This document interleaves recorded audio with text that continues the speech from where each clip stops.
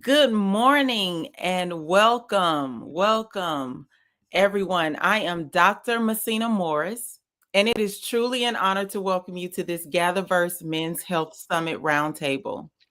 As a daughter to a father I deeply adore, a wife, a mother of 5 sons, a sister, and a professor to over 2,500 young Black men at Morehouse College in Atlanta, Georgia, this conversation is personal for me on every level.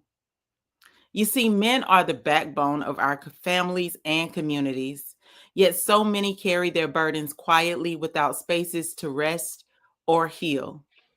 At Morehouse College, we delivered the first content of its kind to our students in men's health in the biology department through Dr. Ethel Vereen. And it was a space where we could gather. Today, we are also creating that space, one rooted in truth, innovation, and compassion. I'm grateful to our brilliant panelists for joining us as we explore how XR and creativity can expand what wellness looks like for men everywhere. So let's lean in, listen deeply, and begin this powerful dialogue. Hi, gentlemen. How are you? Hello. Hello. I'm going to Hi. give you an opportunity to please introduce yourself to our audience. Liam? Hi, I'm Liam Broza. I'm the founder of Companion Intelligence, and I'm helping make personal AI that helps people make better choices in an overloaded world. So, Thank you, Liam. Jeff? Hello, my name is Jeff Crawford, and I'm the founder and CEO of 824 Solutions.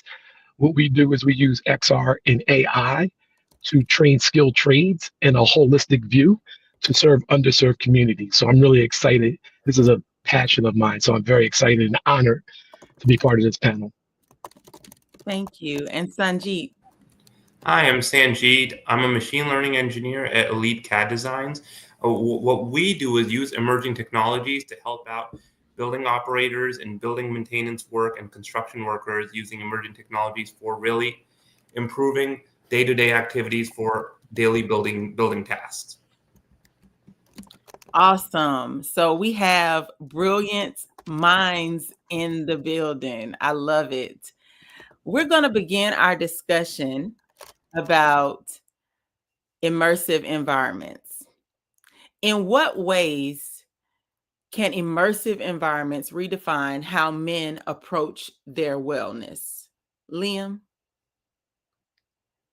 men neglect their wellness, but yeah, and only really when things go horribly wrong. I, I, I like many people, work in the tech field, and it's super awful how people treat themselves, especially around a computer, and how easy it is to not um, do the basic things of eating right, exercising, stepping away, keeping a good routine.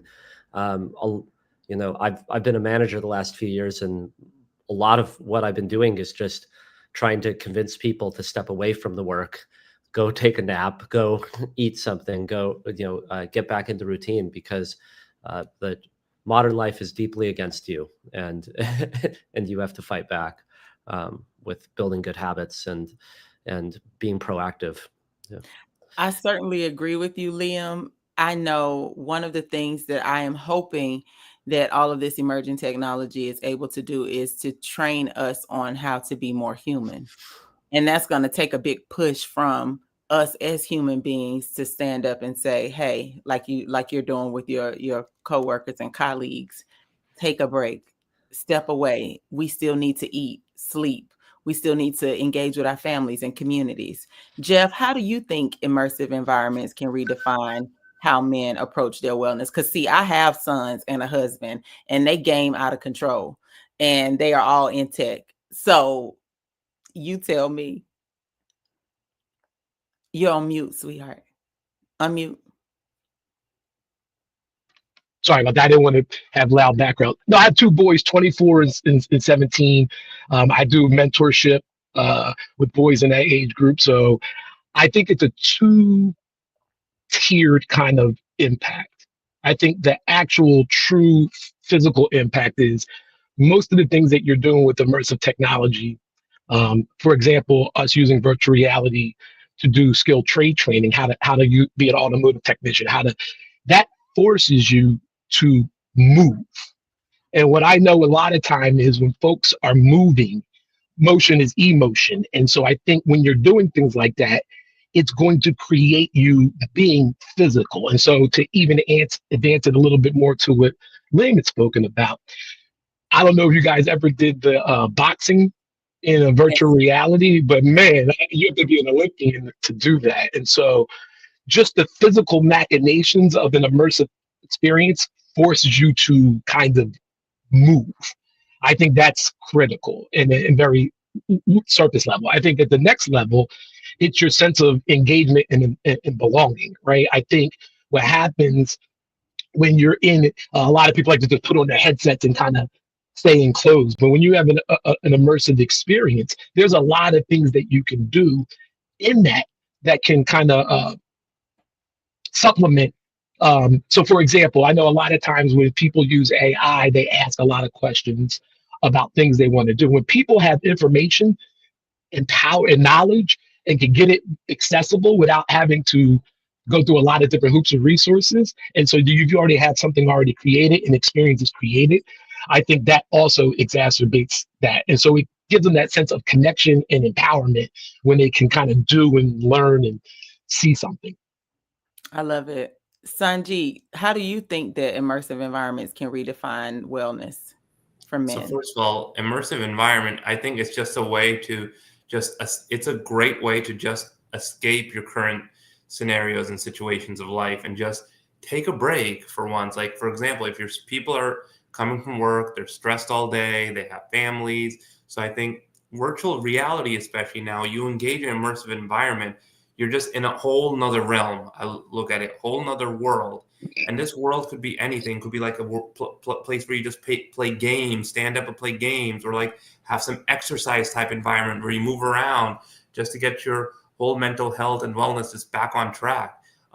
One area, especially in VR right now, especially back when I was actually back in my college days when I was interning for this startup known as Enable Games, we were using virtual reality technologies along with motion tracking technologies to improve rehabilitation for patients with neurological disorders such as cerebral palsy or multiple sclerosis or seizures and Parkinson's.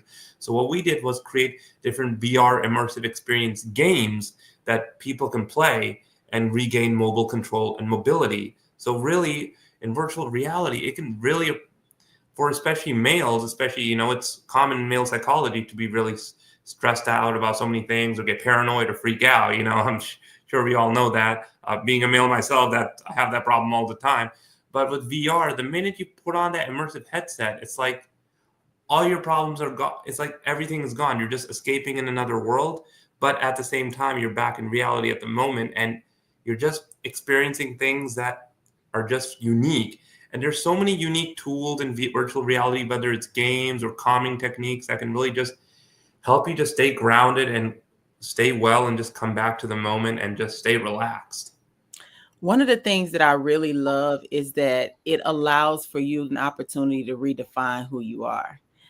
At Morehouse, we had an opportunity to do mindfulness practice in VR. So we had meditation Mondays in the metaverse, and I found that to be extremely powerful for our young men to be able to just go into another setting and fully show up authentically as themselves. They didn't have to worry about what they looked like. Their avatar was perfect. They didn't have to worry about how they sounded necessarily, because it was, even though you had presence, it wasn't in your face.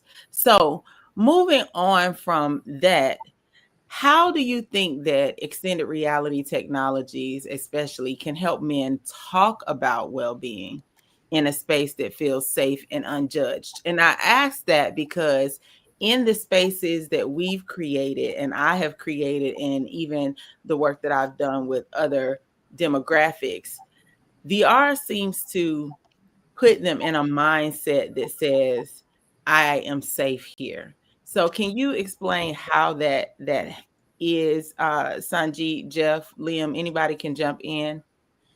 Yeah, well, in the VR world, it's like it's your own unique world. That's the thing. You're in an own unique virtual environment. It's your world. It's nobody else's. And really, it's like it's a space, especially the metaverse, should be a space where you can just talk about anything you want without feeling unsafe or being judged. And especially with virtual avatars and AI, especially the companion, especially now look at ChatGPT. You can kind of use ChatGPT as your own therapeutic Right. purposes. And the good part about it, it's non-biased. It's not going to judge you. There's also another good company that's using immersive technologies, founded by Oculus co-founder Brendan Areve, known as Sesame AI. They're creating virtual avatars through smart glasses or phones that you can actually have a phone conversation with, and it sounds like you're talking with an actual human, but it's really an AI avatar you're talking with. That's really giving you a space where you can feel non-judgmental, non-judge, and really just giving you therapeutic advice and for your own well-being, and just it's acting more like a tool that you can go to just to calm yourself down. And now apply that whole AI avatar with virtual reality in a virtual world. You have that old space to yourself with the AI avatar that can kind of do your own, you can have that own free space and do your own talking. You could talk about what's on your mind, what you're feeling, what you're stressed about, and it won't judge you. And especially with some of the latest tools that ChatGPT, OpenAI provides, some of their APIs and other technologies, you can integrate that into your own virtual world, and it's really amazing. You know what I find to be quite amusing about being a mom of boys is realizing that how sensitive you all are.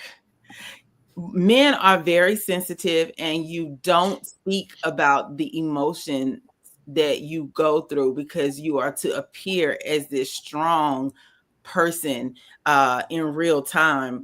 And so a lot of suppression of emotions takes place, but that doesn't mean that you don't feel very deeply. So being in a safe space is really important for the growth and development, I think, especially now that technology is everywhere and so accessible in ways that it hasn't been before. And men are great adopters of these technologies. But you know what? Even though you all golf together, you all play football together, you all do all these things together, you still don't talk about your emotions. So being in that environment, Sanjeet, like you were saying, is like where you find a safe space, where you have an AI avatar, is actually a way of pulling you all through therapy. Jeff, what do you think about that? About what I'm saying? Yeah, I think your insight is definitely coming from a mom in that perspective. I think what I can certainly say is that men certainly do talk about their emotion, but I think we do it in a way that's through something. And so to kind of segue this all together, the gaming community, I have realized, is a very tight-knit community. You talk about the Discord groups, and it is a very tight with that self-governed, self-rule. So it is like a fraternity. And I don't mean that in the form of gender, just in the form of the brotherhood. And so so gaming naturally, so just, I know you say you're a mom. I know, what do boys like to do? They like to play Madden, K2K, all this stuff.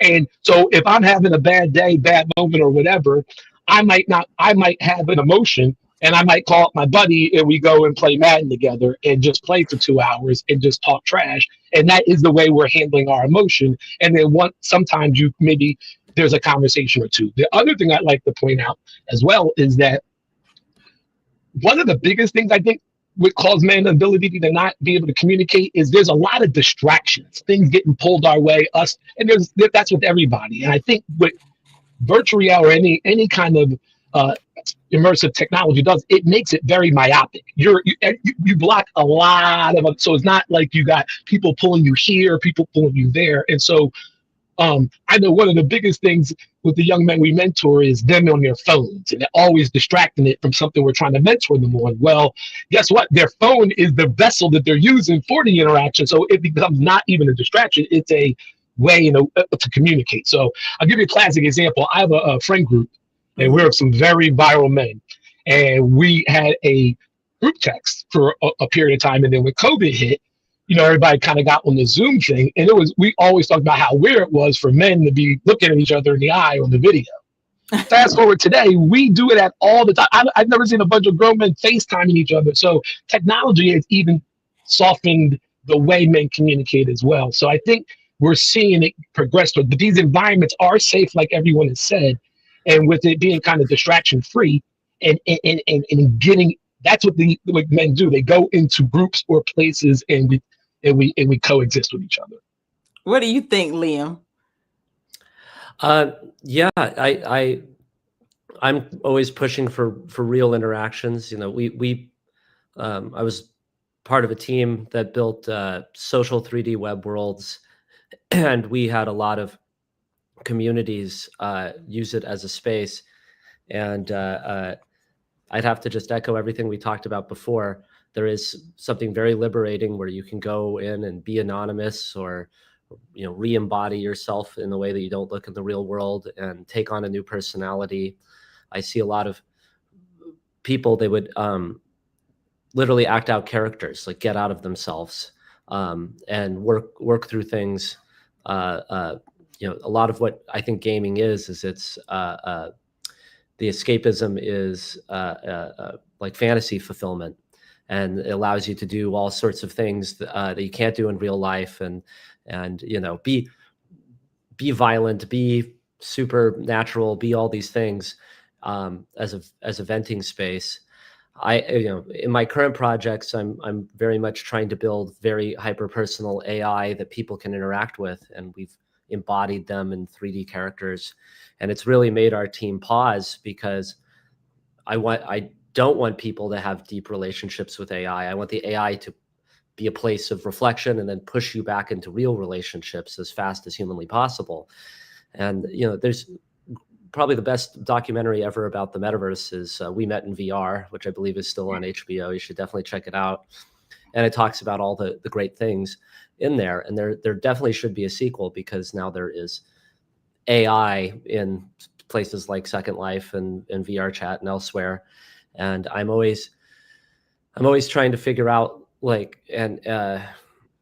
is the balance here, because I want because I do see all the abilities. I love VR. It allows me to connect with my friends that are not here anymore. Like I live in LA. Most of my friends left during COVID. They went all around the world, and the only place I see them is in the virtual world. And it really helps me, because I actually, when I'm in VR Chat or walkabout golf or whatever I'm doing with them, I can feel the presence that I cannot feel over a Zoom call.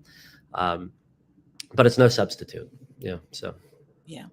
So interestingly enough, I had several other questions about thoughtful design, but we kind of talked about that a little bit, helping technology listen to and care for people's well-being. We also kind of talked about creativity being the bridge between innovation and empathy. What I want us to dive into that kind of hinged a little bit on this subject is the distinguishing simulation from genuine healing. Like, how do you transfer that escapism, that therapeutic safe space? How does that transfer over into the real world? And can we build parameters within these environments that, like you said, Liam, it pushes you to have more human relationships, that the NPC, instead of building one with you per se, it says, so take this conversation back to your mom, or take this conversation back to your wife, or back to your job. How can we build in spaces where these skills of communication are transferable and make you more human and more in tune emotionally with your empathy, your compassion, your ability to navigate the world? What do you think about that, Liam? Like, how can we do that, and what can we do to do that? The best analogy for this stuff I've always heard is training wheels, right? It should be treated like somewhere between training wheels and like a safe space of reflection. And I think time is a good measure. Like if you're spending a couple hours a week in a virtual world, you should probably spend the same amount of time in the real world. If you're, try to pace yourself. That's generally like a lot of what I see in really good design of systems is just like YouTube and Roblox. They're starting to tell you to take a break. They're literally monitoring, the designers are monitoring the users and trying to enable parents, friends, whatever, to apportion time. So I all things in moderation, I think, is probably just a good, easy, axiomatic way that we can, and this is things we need to build in as a design, like is actually to encourage people to not overuse whatever space you're building, so. That also brings us to design in general, designing these immersive environments that actually deepen presence and doesn't just distract. Jeff, do you have any thoughts around that? Sanjeet too. You all can, whoever wants to go first to jump in on that, but like, how do we make sure that these immersive environments are deepening presence? So yeah. Well, you go ahead, Sanjeet. Oh no, please, Jeff. Oh, please. Okay, Sanjeet, I'm gonna pick you because I'm a teacher. So, Sanjeet. All right. So it's really, when I talk about deepening the presence in an immersed environment rather than distraction, you really have to know like what really makes the other person excited in the VR environment, because there could be a lot of distractions. So how do we deepen this in the present? It's really about creating a whole different environment. It's like creating game levels where a person is in, and then they're in an environment where they can just see. In a VR environment, it should be feeling like, because it's like it's so generic, you can be like doing whatever you want in a VR environment. It should be like, I'm in this environment, I want to be able to talk about what I want to talk about, connect with others online in VR, or go in an environment where I can just be myself. Like, for example, a deepening presence such as like mindfulness in VR, how to deepen the connection between the brain in VR and the body. That's like one way without feeling distracted, and maybe having like soothing sounds that kind of like help people just calm down. Because especially in VR, I know there's been a lot of simulations where they're using audio and sounds along with EEGs to understand brain synchronization in VR, that can understand a deepening presence of like connecting with others around the world. One research actually I did with the University of Auckland in New Zealand was trying to understand interpersonal communication using brain synchronization and hyperscanning for online counseling. And this was around pandemic, because a lot of people were struggling deeply with mental health challenges, not being able to interact. So we created a system where comparing how real life users interact, and then trying to get all this data using AI algorithms and data analysis, and trying to create constructive virtual worlds where users can interact the same way from different locations, and understanding how they make eye contact, how they gaze with one another, and how their brain synchronizes and hyperscans to understand more about what goes on in an interpersonal connection in a virtual environment, deepening the connection between users and machines. And the way we call this is a human computer interaction, because really we're getting humans through machines to interact with one another. Another area this is known as is also empathic computing, trying to understand human regulation and human emotions through emerging technologies. I like that you put the real technical jargon to what we're trying to explain. As a machine learner, learning engineer, I really could appreciate that, because that research matters when we're talking about how to create these immersive environments. I know for us at Morehouse, it was a time during the pandemic where our students could gather and they otherwise couldn't. And it was such a powerful experience to see their reactions as they spawned onto a digital twin of our campus. So our campus was built by Victory XR, and they're our EdTech partners, but they created a digital twin of Morehouse College, and we've had commencement services and Candle in the Dark galas and all of these different activities that happen on this campus. But what was most enlightening was that no matter where our students were around the world, they felt the presence of, like, me being in that environment with them, being in a familiar environment, which is home to them, because college is home, right? For our students, and seeing how they really came alive and wanted to show up fully present in these environments. Jeff, what do you think in terms of how we can design immersive environments? For us, it was our digital twin. What do you think?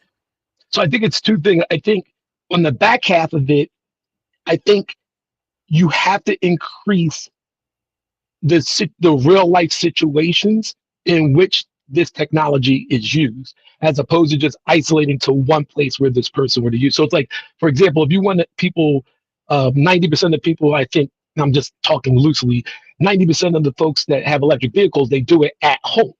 Right. But if there was easier or more effective ways for them to do it outside of that, maybe people would adopt the use of EV more. So what I mean by that is, for example, if you have a real life situation where, for example, you're creating a metaversity for Morehouse College and you're trying to have somebody get integrated into what college is like, by you having a digital twin of Morehouse, that is as real as it gets, right? That's the technology is designed for you to feel like, and like I say all the time, I go to Universal Studios every year with my family. Spider-Man is like my favorite ride. And I know every time at the end, we go down all the way, and I know at the end, nothing's going to happen. But every time I feel the emotion like it's real in that experience, even though I know what the outcome's going to be. So the technology itself, and then applying it in real world situations. So if you're doing a skill training, you're not going to have ways to deviate and go away from it. We build the technology that learner's single focused on the task at hand. And we do it in ways that we know that the learning they like to do it. You know, people like to learn by themselves. They like to learn with peers, and they like to learn from professionals. And with technology, we can do all of that at once. We could put expertise in there, and they can do self-paced, and they can do all that. So that's about as real as I think it can duplicate. Whereas in a classroom or a real world environment, they're in a classroom learning actual things, but they're not physically. So I think you can do more real world applications when it's applied in everyday life.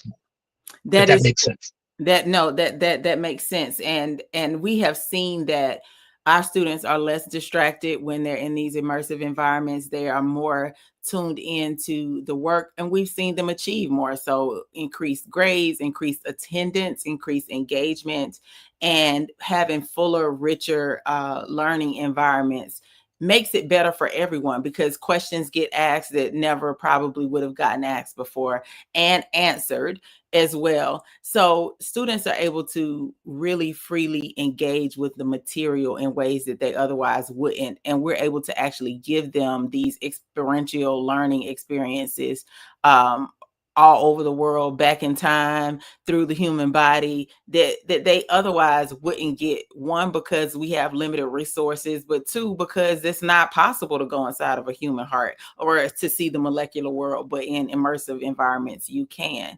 So how do we define real, even when the body reacts to what the mind imagines? How is real defined, and how do we create? So I have a son that has autism, and I always ask people who design these scenarios. He already has a hard time distinguishing what's real from what's not real. How do we make sure that there is a safeguard of sorts for him, especially now that AI is more is powering these environments more and are part of the world? But how do we define real now that you can actually react to a simulated environment as if it is real? Yeah, I would say that type of dissociation is a real problem. You know, I when I started, almost a decade ago doing this stuff, I think I was much more freewheeling, in the sense that I was like, how this is just video games plus, it'll only be better. And I think as time goes on, and I've become much more cautious and reserved in my judgment. It's just, the statistics are pretty jarring of how plugged in we are, and the I think it's something like men spend 2 or 3 times as much time playing video games as they do going to the gym or exercising or something like that. I read that recently.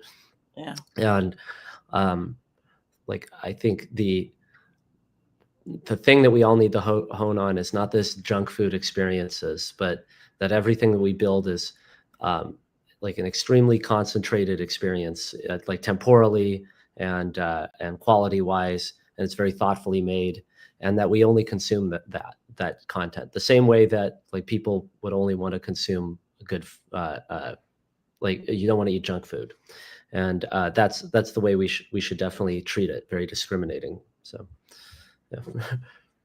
What hopefully that taps on it. No. Kind of, I would say, as a foil to real, I would say we should look for things that are healthy, and everything that I think is like dissociative and escapative is the thing that is I think what we're all trying to fight against. Exactly. And what's interesting is I was just like you, early adopter, someone really fired up and excited about all that this technology can do.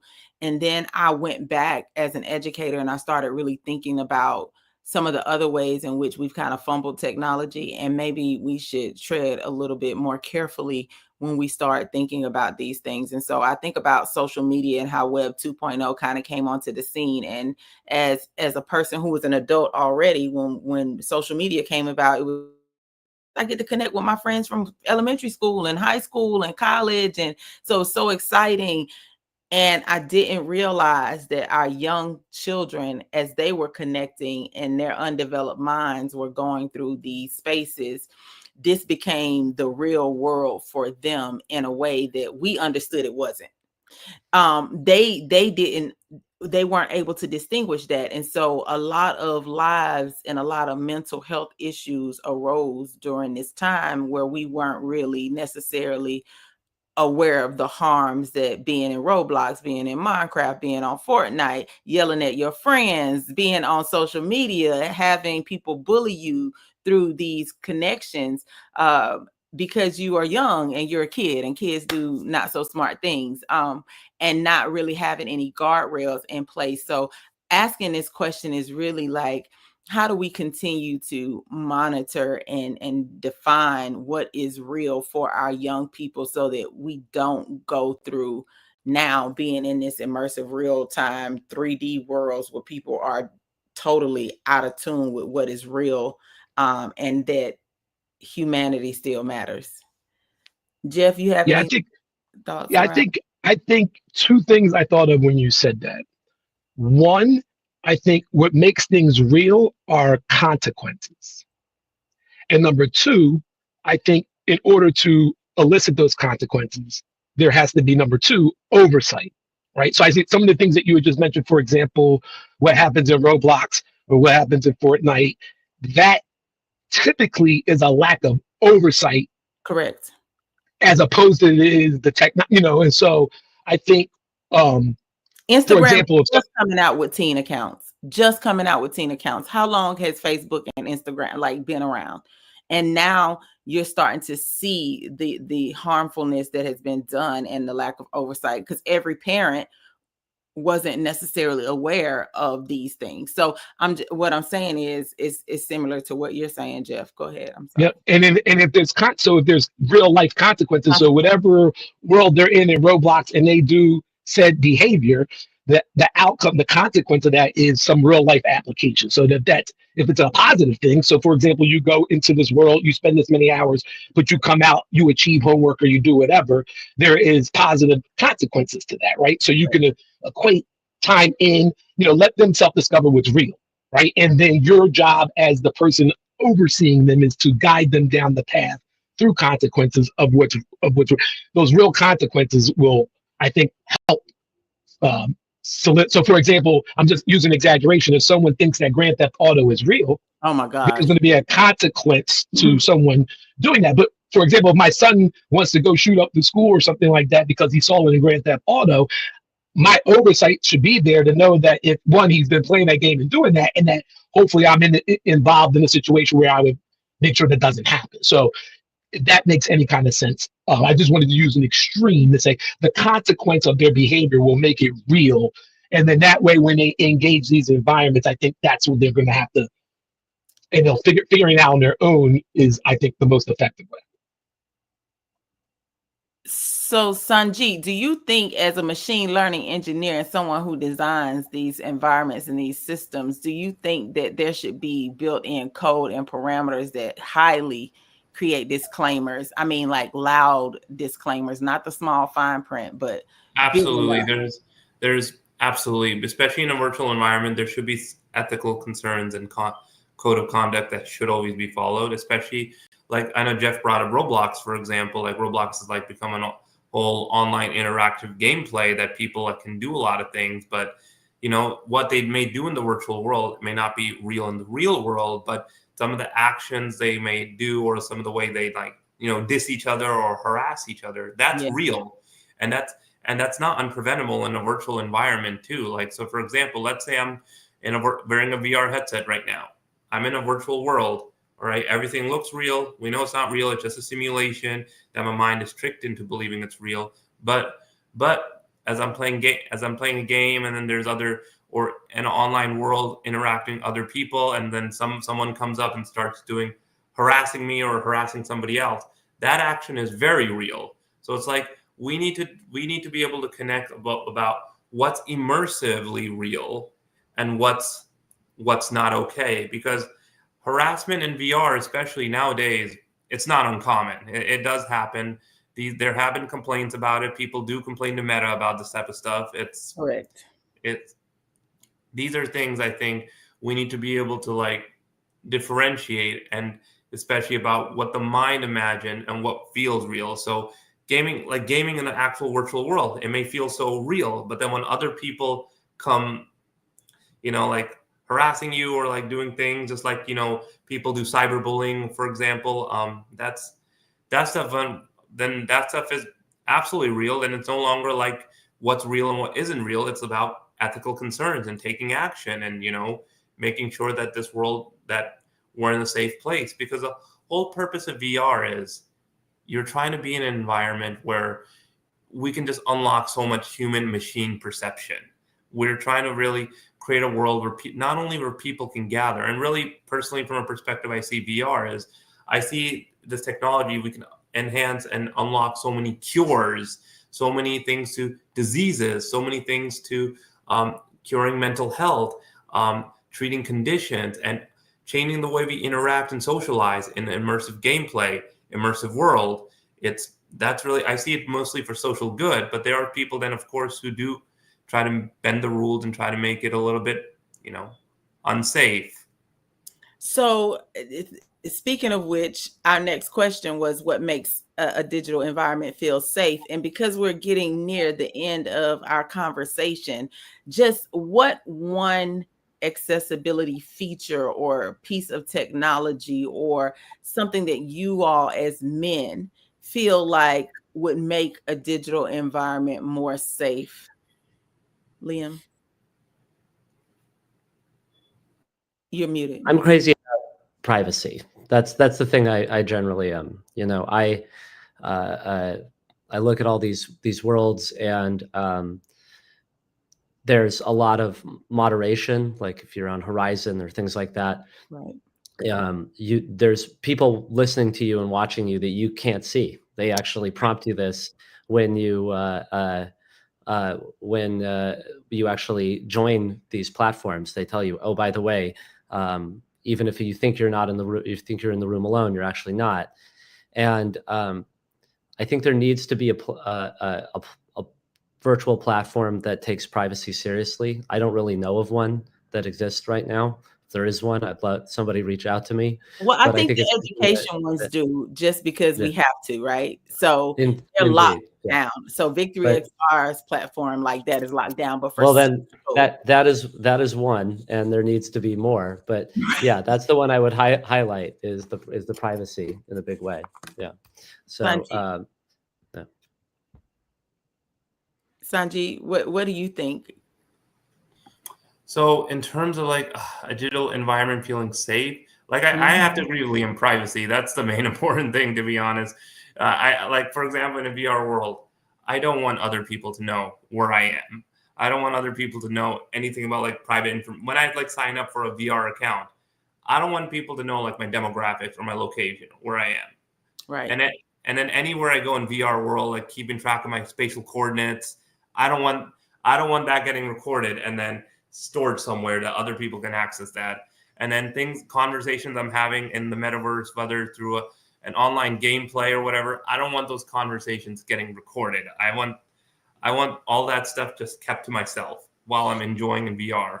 So how do you feel about digital environments like Discord or Twitch or all of those other places where there's like long chats and threads of everything that you say and go back and forth, even blogs and vlogs like you comment on, even when we get on social media or like LinkedIn, for instance, everybody can see a comment that you placed under someone else's comment. So it's like, is the interaction really real and enriching? Are people really being authentic, or are people having to play the hide themselves game and what connections I don't have because of that? I'm just curious. So I'm just throwing it out there. But what do you think about safety, Jeff? Yeah, I think anything else other than privacy, I think will cause a lot of consternation, because I think it will come to show that it's not controllable, or it will cost a significant amount of time and resources. So I agree. I think the privacy piece would be a very important piece of it. And I think also, I also think there's an element that doesn't need to have that component in it at all. There needs to be some version of, you want to make it as safe as possible. But in this world of helicopter parenting and things like that, I would be mindful of kind of the environment you create. And then of course, you also talk about freedom of speech, which connects to privacy and stuff like that. But I think, again, I'll go back to my answer with the privacy is, yes, I think that's putting those things in place. But whoever's involved with these folks, that you're involved and understand what they're doing online, and you put in the oversight that you see fit to ensure that that environment is safe. And that starts with you can't say you don't know what Roblox is, or you don't know it. You have to get engaged and meet them where they are. I think that would really help out a lot of things. Whoever is not necessarily a parent, whoever is vested in that individual's life. That is so true. And it's interesting because I always say we talk about privacy because new technologies come out, but do we really have privacy in general? I even think about how TV ratings were, how they rate TV or radio, or like all of these things, and how they've been tapping into your viewership or your listening ability to listen to certain stations or through frequencies anyway. And I live in Atlanta. Atlanta is one of the most surveilled cities in the world. Well, definitely in the country, where there are cameras everywhere. But you think about in people's homes now, you have Google, you have Alexa, you have Apple, you have all of these devices that are listening in, and yet we screen privacy if we're on a particular game or platform. Do we ever really have privacy? And I'm just kind of throwing that out there. But we have about 5 minutes left, and we did talk about the responsibility that comes with creating experiences and emotion and memory, because that memory is there. But I want us to finish this conversation by giving our audience an understanding of what kind of digital worlds should we really be building for present and future generations. For me, as a mother who is has a child that has moderate support needs, that needs community at all times, distinguishing real from fake is very important, and having maybe an AI buddy to help navigate these scenarios, kind of like a protectorate or protector within all of these things that he uses. That's kind of like my dream. But I think about worlds where all children can be educated and not lack all of these things for faith, even like how could we build worlds that build up faith, healing, and well-being for us so that we can be more human. What kind of digital worlds, as we end, do you think we should be building? I'll start with Jeff. Yeah, I think the world we got a sneak peek into it when the world shut down with the pandemic, and I think what we uncovered was even folks who call themselves introverts or whatever, that human connection was very important, and I believe that we uncovered what that world was going to be like, and now are living in it now. So I think we're already here with it. And I believe that I don't know. I'm trying to say this without sounding callous. I think that it's really just a byproduct of most people are going to do good in this environment. I think most people, their intention is to do good things in that space. I think it's a great place where resources can be. For example, I remember before it was very tough for people to be seeing a therapist or something like that. And now, because of the pandemic, telehealing has really improved, and I think people have preferred that, and it's increased the number of people that get that kind of service. So I think those things will continue, especially as people create business models to do that. So as long as they're doing it, I know one of these other seminars talked about Ikigai.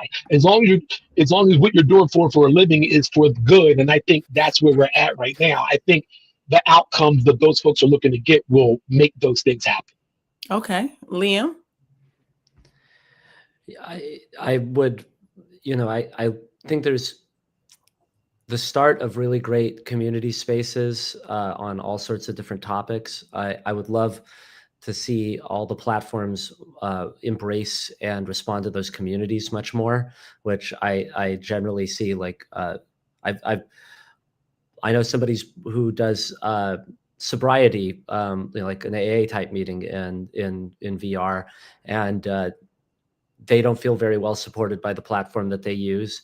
I very much think your idea is great. I've heard that many times of building like worlds that are an alternative to the K through 12 textbooks for everyone. It's like I've used Khan Academy to brush up on things, myself and with friends. Like I would love to have something more engaging like that. I think those would be the most impactful and vital things we could do, is really focus on education and communities. So, yeah. And Sanjeet, finish us off and let us know what we should be building for present and future generations.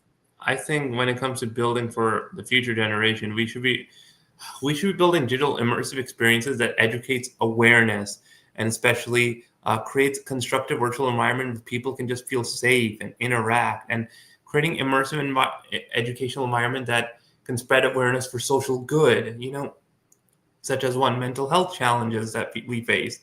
Creating immersive training environment that can train maybe whether social workers or clinicians or police officers and how to better handle mental health environment and be more aware, so we can increase help for those type of people. Other type of world I think we should be really creating is world for like specifically for people that suffer autism and ADHD and neurodiverse challenges. Creating a separate, just individual world for them where they can interact with others, but also creating gamified environment where they can learn awareness that maybe other neurotypical people naturally have, where neurodiverse individuals have to acquire. So I think we should be really creating immersive worlds that spread awareness, that are for interactions, and that could really spread social good and really just change the way how we perceive reality, how we perceive society. The way I look at it is kind of like creating the Matrix, but for awareness. I love that. And I thank you all, Liam, Sanjeet, Jeff, for joining this roundtable discussion. Thank you all, everyone, for gathering with us to talk about the power of XR creativity and extending the reality of health. I hope you really enjoyed it. As a mom of boys, this Men's Health Summit is a wonderful experience, and I hope that you learn a lot from being here with us. See you next time.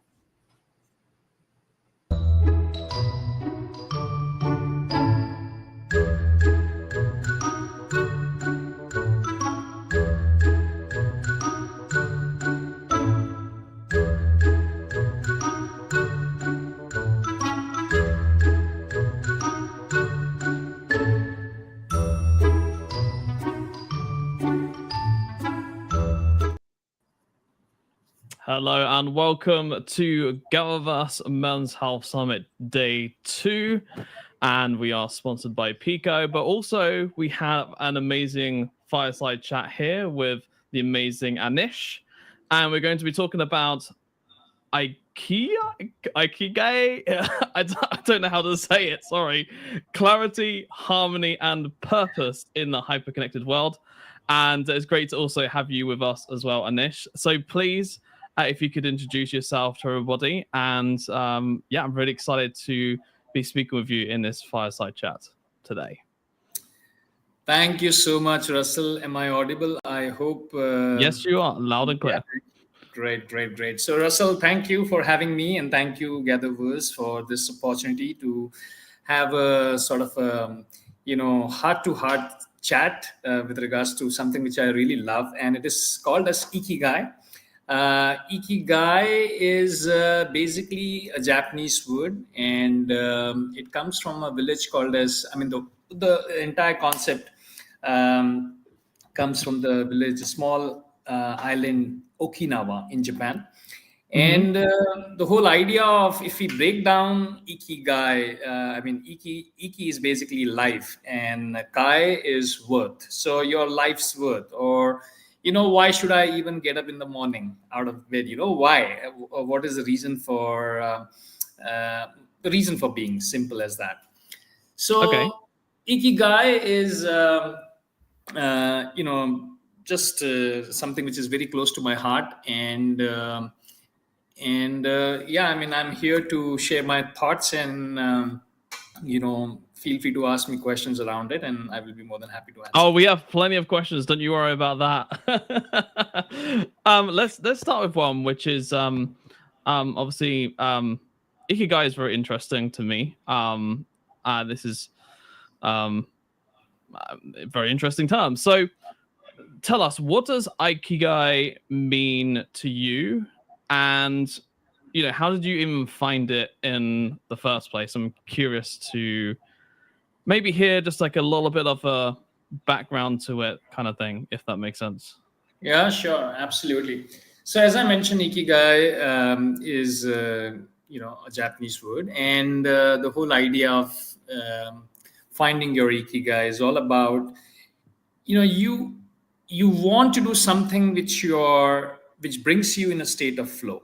So let me just put it that way. Okay. So anything which makes you in a state of flow where time dilates, where you lose track of whatever else is going around you, and you're simply engrossed in that activity. It could be anything. It could be dancing. It could be cooking. It could be doing a speech. It could be anything.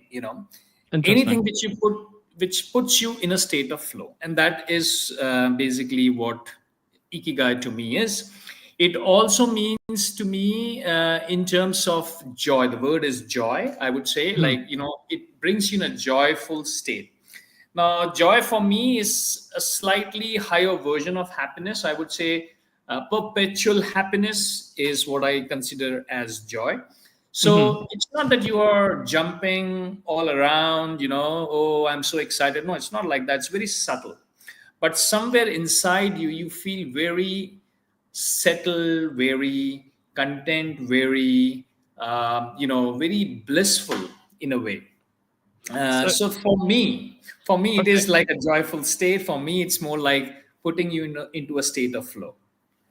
Putting you in a state of flow, and then I would say basically like you sort of like, you don't get the highs of the highs, but you also don't get the low of the lows. It's kind of like a state of flow that you're always in, and allows you to focus on whatever you need to focus on and be able to achieve whatever you want to achieve, so to speak, or whatever your goal is, or whatever you want to do kind of thing. So in a hyper-connected world like we have, we have social media, we have VR, we have AI, we have many different aspects which come into this. How do you stay in this state of flow, like the Ikigai, and how do you I wouldn't say battle against that, but kind of like stay within the boundaries of the flow state, so to speak?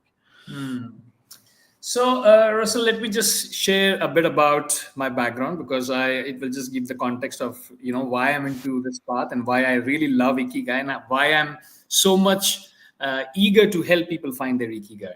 So it's about 20 years back. I just got my CA degree. I completed my CA program from India, and I was about to move to Australia. I was planning to do my MBA in accounting and finance in Australia. But I was lost in terms of my career direction. I was not very sure like what path I should be taking, what sort of career. Even if I got a qualified degree, the natural path would be to get into an accounting field, become a CA, practicing chartered accountant, or get into a job. But somewhere I felt very lost, confused, irritated, frustrated, and I changed about 6 jobs in a span of 9 months when I was starting off my career. And sounds like me. and I actually went to a lot of self-discovery mode. So I went into a lot of meditation program. I wanted to figure out like basically what it is. It's not just ticking the boxes, just ticking the checklist and okay, complete this. And it felt very monotonous to me. So I went into this self-discovery mode, and I went through a lot of meditation program. And sometimes what happens is, like 20 years back, I didn't even know the word Ikigai. I didn't even understand what that word meant.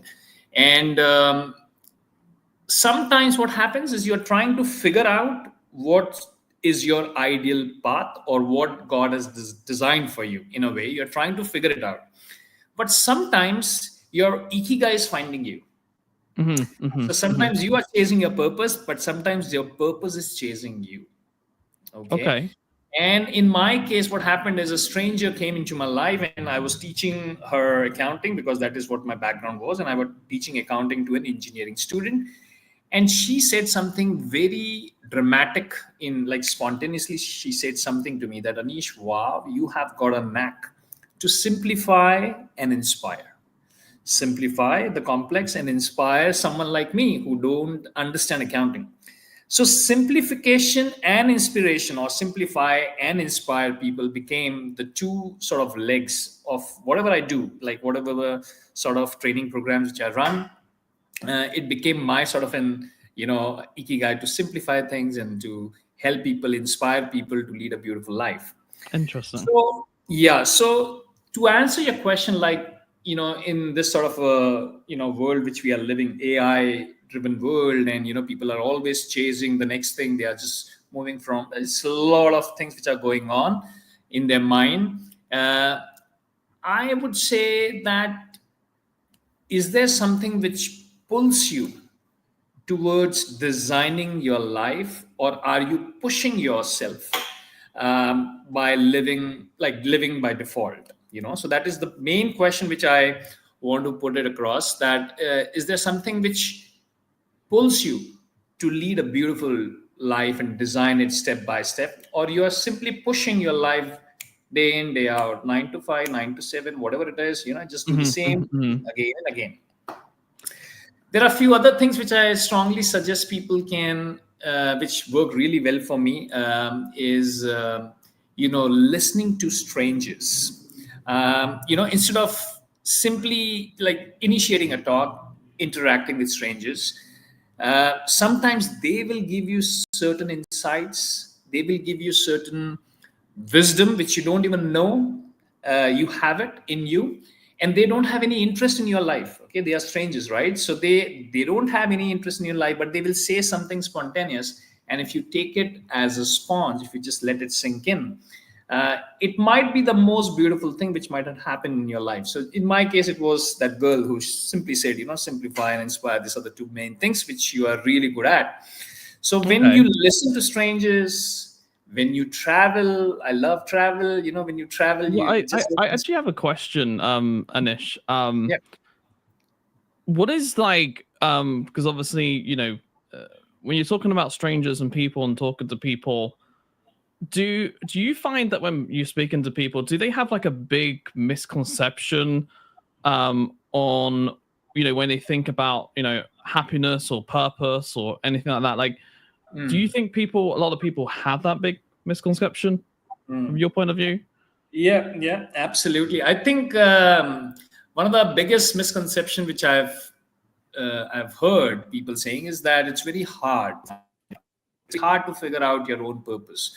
You have to go to the mountains. You have to be in solitude. You have to, just figure it out. It's very challenging to leave the world behind and simply just go and figure out your own purpose in life. But it's not the case. As I said, like sometimes, you don't even know that you're finding it out, and it just comes naturally in your life. So it's all about being patient. It's all about loosely focused on your purpose. Don't try to chase your purpose. It will never come. Let it happen naturally. But you have to focus in a very loosely manner. Okay, so you're focused, but it's very relaxed. It's a relaxed focus, and let it happen. Okay. Another misconception which I personally feel is someone saying, I think I found my Ikigai and that's it. It's not the case. It always evolves.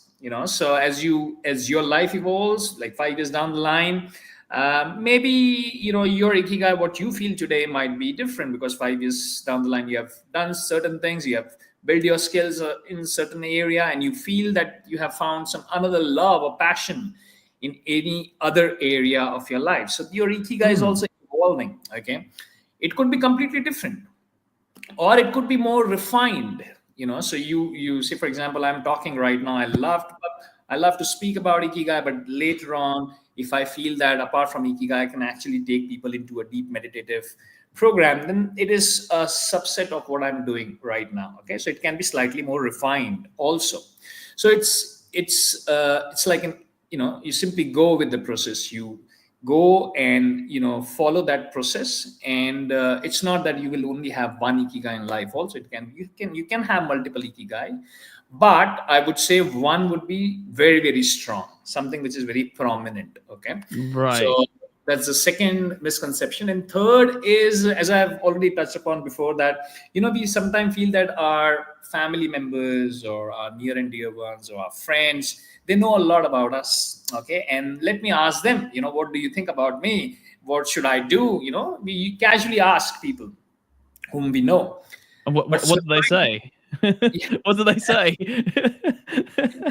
So surprisingly, what happens is, they know you so well that they will say, you're not good at that. Don't worry about it. Don't do this. Okay. Yeah? But strangers, that's where strangers comes, right? They don't know anything. They are seeing you. They watch you, what you're doing, the way you are speaking, the way you are using your hand gesture. They might just say something to you, and the penny just drops. Okay, so it's a matter of listening, keeping your senses open, okay, all the time.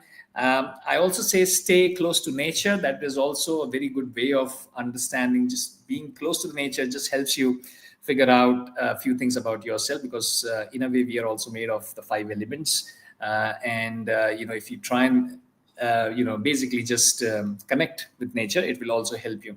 So these are 2 or 3 misconceptions usually which I've heard from people. Yes, that's very interesting.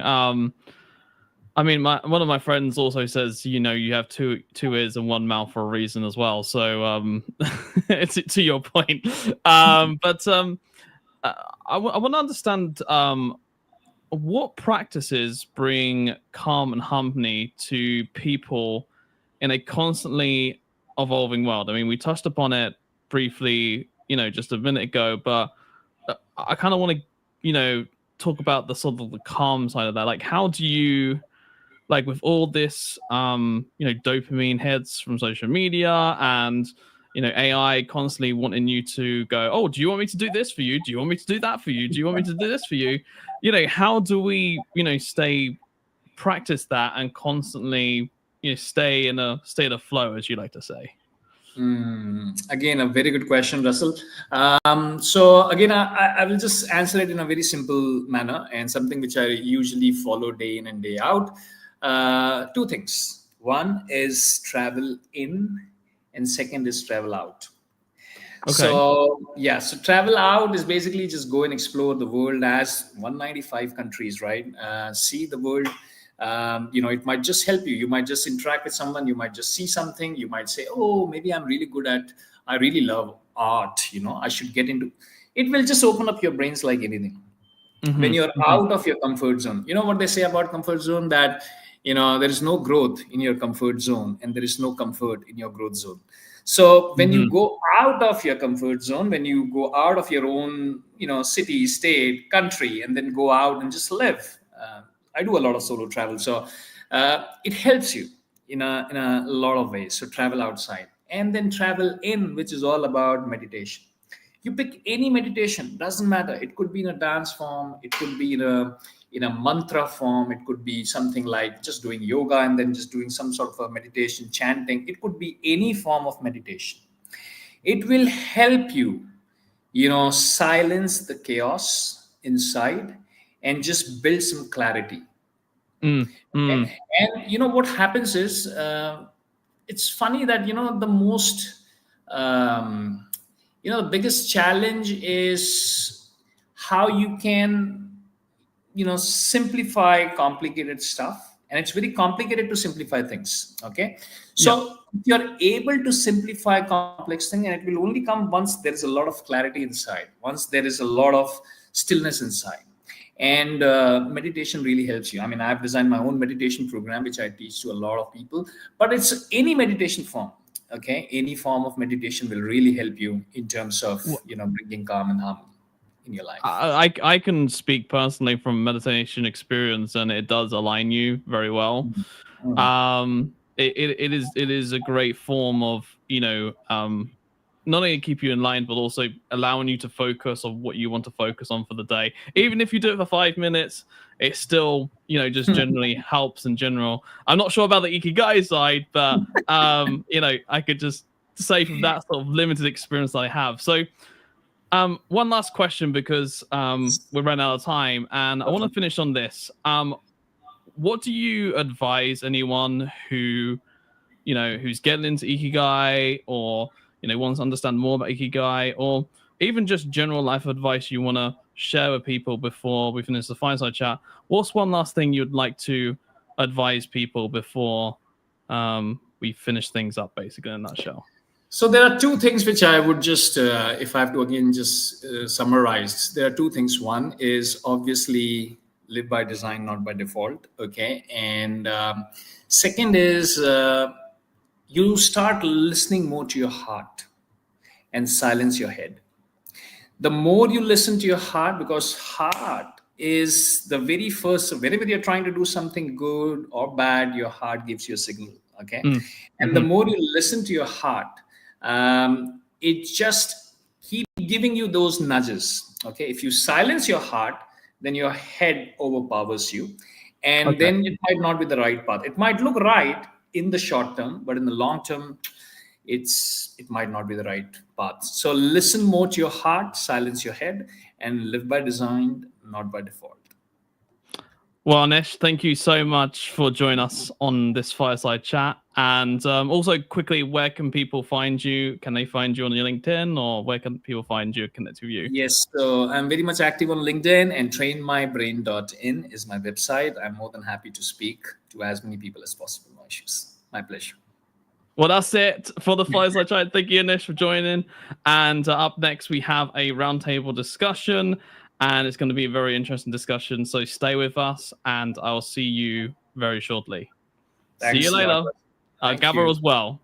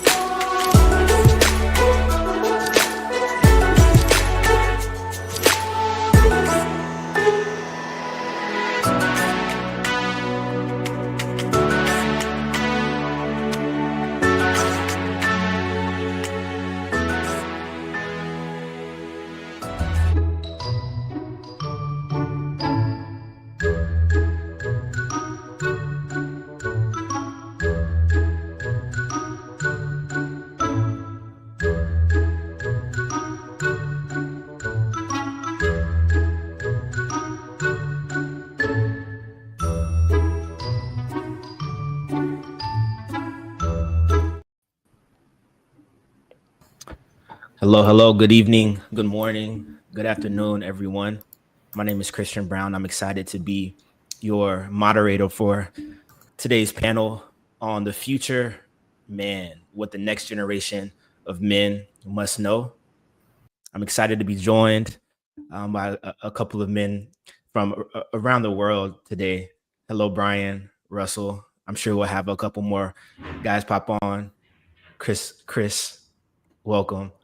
And I'm excited for this conversation. I really believe it's important that we vocalize what's needed for the next generation of men to enter into a role of leadership and of ultimately humanity from a place of confidence, from a place of empathy, and from a place of really designing a life that they can truly be proud of. And so we have a nice number of questions today that we'll go over. But first, let's go around the horn really quickly, and can share a few words about yourself. And I also want to ask a question in one word. In one word, what must the future generation of men become? Let's get this thing started. Who would like to go first?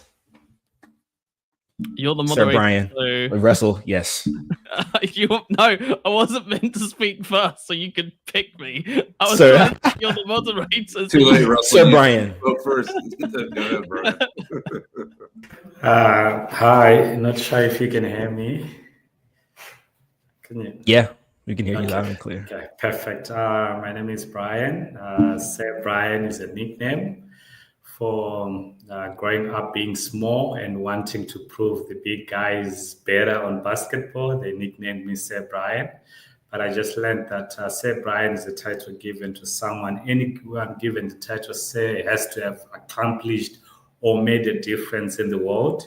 So I'm all about making a difference, being a transformational speaker, youth pastor, and life coach. So the word that I have for men in our day and generation is men actually have to be self-aware and adaptable to the changes that are happening in the world. Awesome. Thank you for sharing that, Sir Brian. Russell. Yeah, I'll go next. So hi everyone, my name is Russell. I am the Global Affairs Director at GatherVerse, also co-founder at Just Verify. And at Just Verify, we're focused on building the trust infrastructure for AI. And we're focused on verifying the model's performance and behavior, and making sure it's aligned with human values, and also verifying the performance and behavior of the models as well. So happy to be here. Also love obviously GatherVerse as well. And yeah, that's basically me in a nutshell, really. Nice. Wait, Russell, did you do your one word? You do this every time to me, Christopher. For the future of men, I would say confidence and aspiration. Yeah, amazing. Thank you for sharing that, Russell. I'm sure we don't need a introduction from you, Christopher, but would love a few opening words from you on this panel. Sure, I'm happy to be here, and thank you for allowing me to join your roundtable discussion, Christian, and to be here with these other men. It says a lot for us to be able to have the opportunity for us to sit here on stage together for this first of its kind men's summit. I'm the founder of GatherVerse, but I'm also a man. You know, we do all these events, and you know, we seriously advocate for women and women leadership, but we also do the same thing for men. So I think that's really important when it comes to men's health and women's health. It's just something I'm not going to shy away from, and so I'm really happy to be here with all of you. I would say the future word that I would use is protect. Right? I feel like as a man, you know, women protect, men protect, but I just feel as a man, you look after your own, you do right by people, and you help defend those that can't defend themselves, if you will. And so I think that's a really important thing, and do right by others and honor, and those are things that I think is also important in bravery. So thank you, Christian. Yeah. Thank you, everyone, for sharing that. And the next question I want to dive into, I want to ask about the values that should define men in this next era. Before getting on the call today, I just went in and did some research with the help of our friendly large language models, and I noticed a few numbers that were a bit alarming when it comes to the health of our men. I think the first one that really stood out was that globally, men tend to die 5 to 6 5 to 6 years sooner than women, and globally over 70% of suicides in the world are men. The US Surgeon General said that loneliness is now considered more dangerous to men's long-term health than obesity or smoking, right? And so when I hear these things, for me it really intensifies the matter of men do need support. They need attention, and there needs to be a added value to their health. And so as you guys hear these numbers and think about this question of what values define the next generation of men, how can we turn these numbers around as men? What can we use from our lived experience to be able to speak into the next generation? And hello, Salvation, I see you just joined us. Welcome. Could you please just introduce yourself really briefly? And before you hopped on, we asked one question to the group, which was, what's one word that defines what the next generation of men should become? Hello, everyone. Good evening. Good morning. It's evening here. So good morning, good afternoon, wherever you are. My name is Salvation Chigeraka, and I'm a poet and a writer. I'm also a sister, so I'm really happy to be here to join you all. I would say one word would be care. I like to see more care in the male community. That's what I would say, one word, care. Care. I love that. Awesome. Well, thank you. We're happy to have you on with us today. And so let's go around with this new question that we're going to lead with is what values should define the men in the next era. And we'd love to just hear from some lived experience in terms of what values have you implemented, maybe that have really set you on a different trajectory towards living a life as a healthy man. Let's go, Sir Brian. Let's start with you again. Okay, thank you, Christian. Not sure why I get to always start, but I'm happy to start. So one of the things growing up was an insecurity. We grew up in a poor family, and therefore we moved a lot, went to different schools. So there was always this feeling of not having enough, not being enough, and having to do things to impress, the crowds and the friends.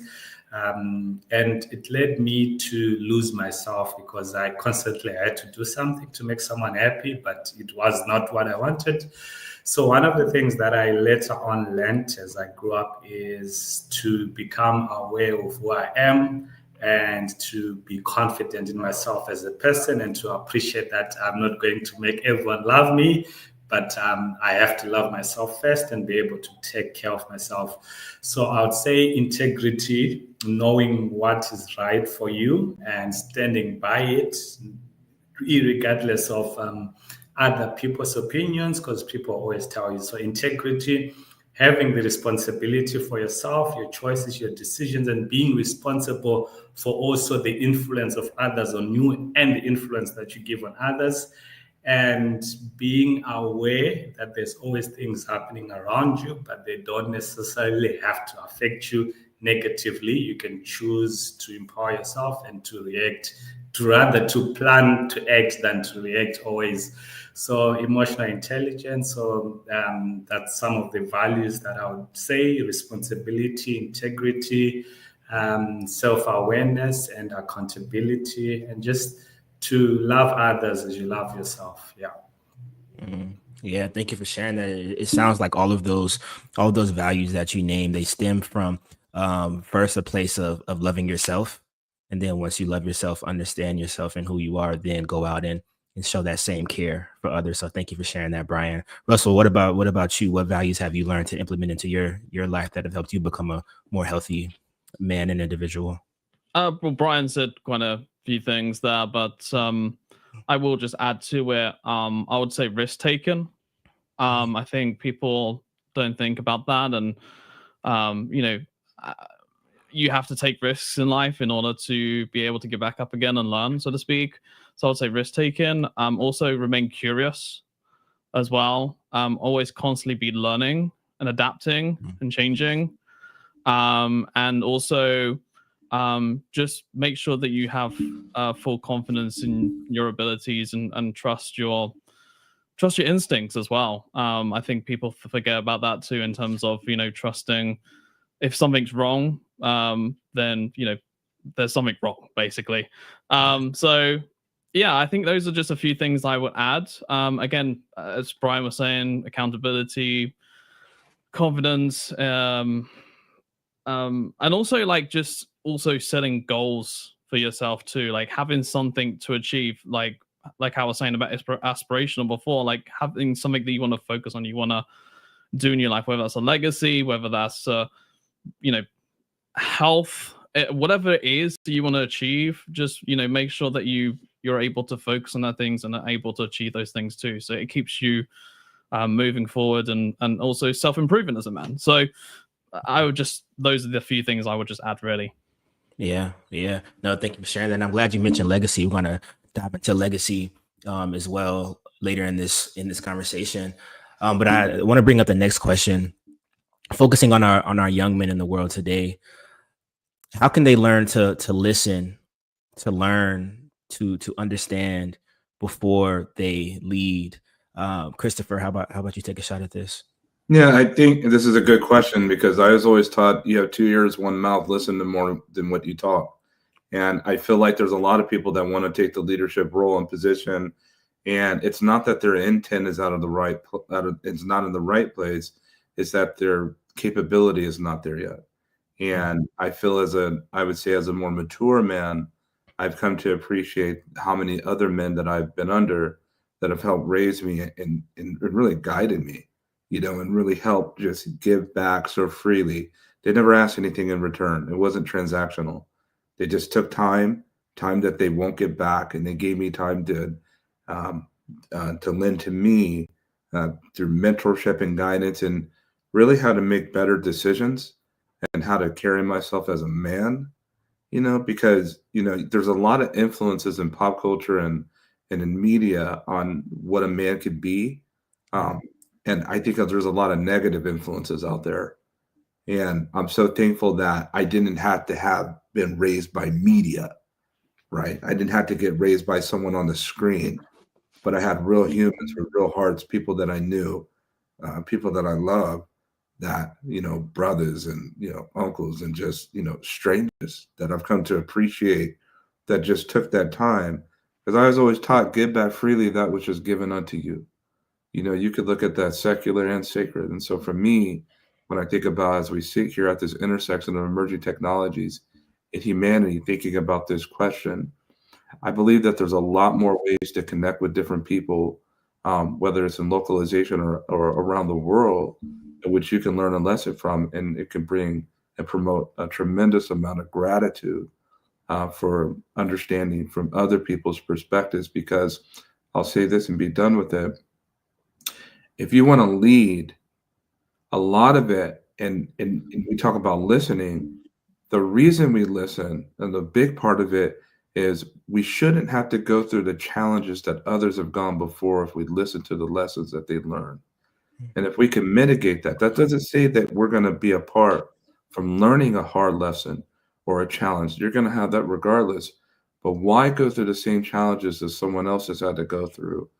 And why can't it be a little bit different so that we can continue to climb? If somebody already gave you the blueprint and the roadway up to the mountain, take that path, because there's a lot of things that had to happen for them to give you that blueprint.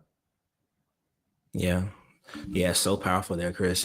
And as you were speaking, I was thinking of an African proverb that says, it actually says, smart men learn from their own mistakes, wise men learn from the mistakes of others. and foolish men never learn. Wow. Right. And so there's a sentiment to really listening and understanding from others, from yourself, and making sure that you're not just repeating the same patterns. Because I think we can all agree is that life will move in patterns, and you'll find yourself experiencing things over and over again until you decide to make a new decision and choose a different route and path. And so with this question of listening before leading, I think listening is external, you listening to other people, but there's also this inner knowing, this inner self that you also should listen to. And Salvation, you as a poet, right? I'm a fellow poet myself. A lot of writing comes from that inner dialogue that happens within your mind. So what is some value that comes from value and strategies that one can get about listening to their own self, and really spending time with themselves and seeing what's there in their mind before going externally to be fed into by other people?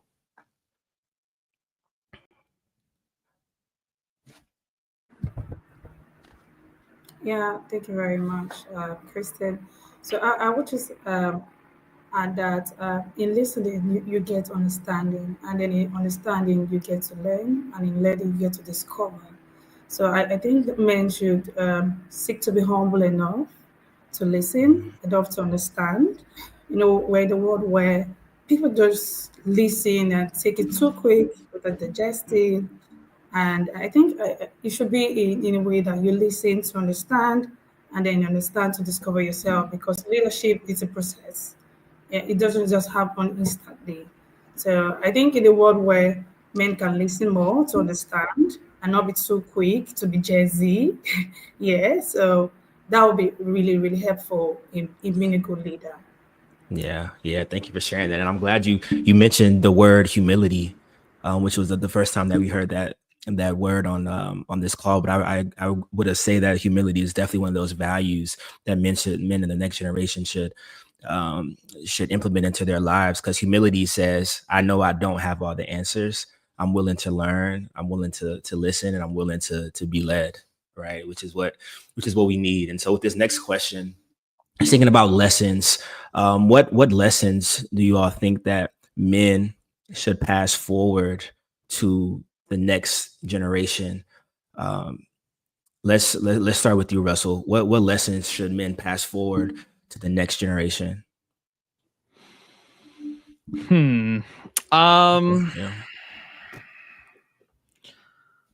I think definitely life experiences for sure.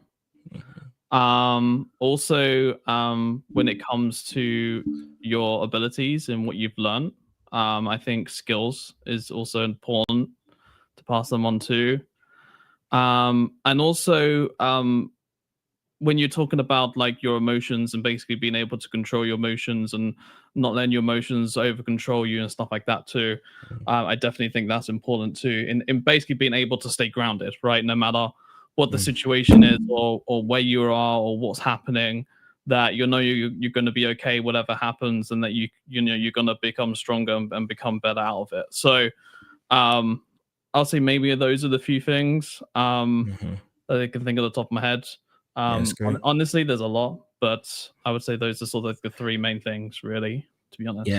Yeah, that's good. I'm glad you mentioned skills too, and when you said that, it made me think back to our fearless leader, Chris. Christopher, we've seen you out in the field, literally, outdoors in different. I think I saw you even going to a detention center, but I've seen that you made that a priority of yours to actually get out and touch the land, touch the earth, and actually meet with young men face to face to pour back into them, teach them the lessons that you've learned throughout your time in this space. And so, two questions in regards to that. For one, what's your intention behind doing that? And then what are some of the lessons that you made sure to give to those young brothers that we saw you with online? Yeah. So thanks for asking this question. And I did notice when Russell said skills as well, that really stuck out for me, because I think universally two things you want to be able to lend to your fellow man, if you will, to humankind, but to men as well is skill. I'm a second generational technologist in a home in a neighborhood where you didn't see a technologist in my neighborhoods where I grew up from in Oakland, California. And so to be able to see my dad do it, I knew that I could do it because it became real. And then the other thing is a favorable disposition that you want to lend unto others, right? And so people are watching and people will believe more of what you do than what you say. And so I think that really matters. And then and that can be applicable through skills as well.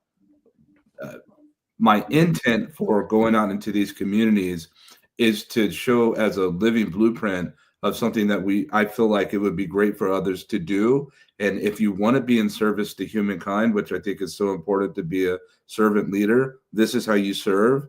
And I think through media, it allows us to show what we can do when we take a few hours out of our lives and get back to those which are just looking for, they're not, in this today's world of AI, there's so much information that our young people have. You don't have to give them as much as you used to give them in terms of guidance. What you can do, and one of the best things you could do, I've come to appreciate in mentorship, Christian, from my experience, is to just show them which road to go. There's 12 roads in front of them, and they just want to know the way, and they got it from there.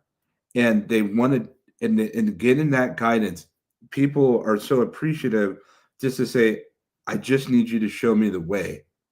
I need help. And being around these young minds, especially these young men, the reaction I've gotten from them, because it doesn't convey on platforms like LinkedIn or Instagram, is one, they understand to some degree the world that they're in. And they're very smart. And we don't want to eliminate the capability of creativity of their own.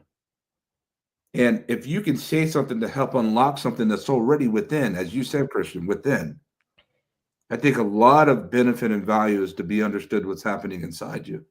And to get people to see that, Russell, to understand that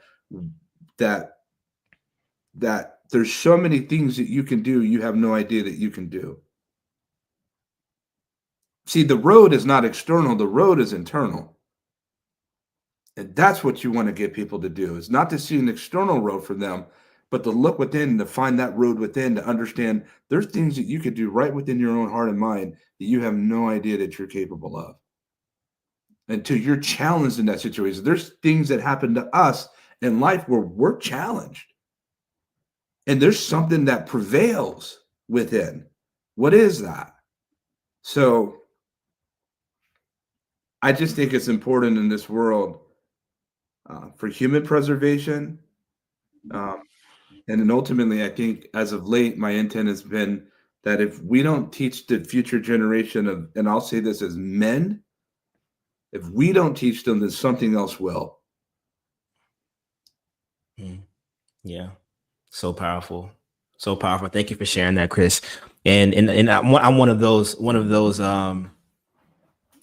I guess I would say young men that have been poured into by you. I remember our first time meeting in person, and you asked me questions like, do you know how to fish? Do you know how to eat, how to get your own food and make a meal if you have to, right? And I'm like, do I need to know how to do those things, right? I feel like I've had that conversation with you and Russell at times. Russell too. Okay, that's how Russell. But it's serious. Like I think. Yeah, you're not the only one. Okay. Well, I think in society, I think and I have to keep it real. I know we're in live. There's a lot of people at GatherVerse.live and other social platforms right now. But I'm an advocate for women's leadership, but I'm still a man, and I was raised a man. And I think there's just certain things that men should learn how to do. And I'm not saying that women shouldn't. I think they should. There's a lot of things women, for some reason, men think that women can't do the things we do. But as a man, I don't shy away from that. That's real. As a man, I think there's things we should learn naturally how to do as men. And that's the way I've been taught. And I'll stand 10 toes on that all day. Yeah. Yeah, and that's real. It made me open my eyes and question how I can show up better as a man. So I appreciate that. Even as me and Russell laugh about it now, it's real. We we need those skills because we do have a purpose and power as men, just as women have a purpose and power as women. That's right. And on this question, I want to go back to Brian because I see you're a transformational speaker. And when I see transformational speaker, it makes you realize that there's something that had to be transformed within you in your own life to be able to even claim that title, right? But then also pastor, life coach. Those are all terms that symbolize teacher. And so as you're teaching people, and let's focus on men here, as you're teaching them, what are some lessons that you try to pass forward to those under your teaching? Okay, I really appreciate Christopher teaching the young men, young boys, men to be able to cook and do certain things. A man was blessed with the ability to use his strength and hands to be able to create, to be able to protect, to provide. But many times we only stick to the role of being provider. We only play one role. Earlier on, you spoke about how men actually don't live as long as women do, and how men are more lonely and depressed more than actually women. And one of the biggest things that I've gotten to learn is the ability to be able to communicate and to reach out when you need help. So one of the biggest lessons that we are advocating for men now is to reach out, to form men's group, to have discussions like this, platforms like this, where we actually discuss as men, because there's a proverb that also one of my favorite proverbs says, young traveler, listen to the one who has gone before you, for he knows the twists and thorns along the highway. Otherwise, you get yourself in the thorns. So we need to actually listen to a generation that has been before us. We might be in the AI generation, we might be in a different whole time zone, but it's still the same issues that are still affecting us as men. The ability to handle our emotions, be able to communicate, speak out, be able to reach out when you need help, because we only reach out when we are in a, let's say, sports bar, watching football, drinking beer, and then they're like, this, and we always give each other this advice that a man has to do this, a man has to do this, but not actually dealing with the actual problem or the actual facts of the matter. So the biggest lesson is to be able to sit down, ask for help, reach out when you need help, and be able to say, okay, how can I do things better, not only for myself, but for those around me and for the generation to come. It's not just about paying the bills, providing for the family, but I need to leave a mark and a legacy. Yeah, so good, Brian. Thank you for sharing that, and I agree. When it sounds like having intentional communities for men is very important, and it's something I spoke on day one when Christopher asked me a question about are there enough resources for men today, and the answer was yes. There are enough resources. There's enough information, but we need more communities. We need more spaces for men to be able to sit and chat with each other freely and vulnerably, right, before it gets to a crisis moment, before they hit burnout, right? And that's kind of gets into preventative care, right? How can we prevent some of these issues from happening, right? How can we prevent some of these, some of the violence that happens from men just not being healthy, right? And I think one way to prevent that is, as we get to our next question, is mentorship.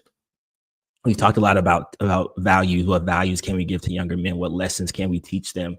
Who do they need to become? But mentorship is one of those things that can be just the act of hand holding, right? That young men may need, and also older men can learn from as well, right? Mentorship should be reciprocal. But Salvation, I'm gonna come to you. When you think about mentorship, what role do you think mentorship plays in nurturing our young men and humans today? Yeah, thank you for that question. I think this question is very important to me. Like, it's special right now in my heart because while we're having this conversation, I'm recalling my days at home with my dad. I know we're talking about the men, but I'll just say in context as a lady that it's a very important one. I think mentorship started with my dad. I started writing today because of my dad. He studied English and literature in school, and then he's a writer. So when he wrote most of his state consign as an article to the press, he would just share with me and say, "Read this. What do you think?" And I started picking an interest in writing, and I loved it.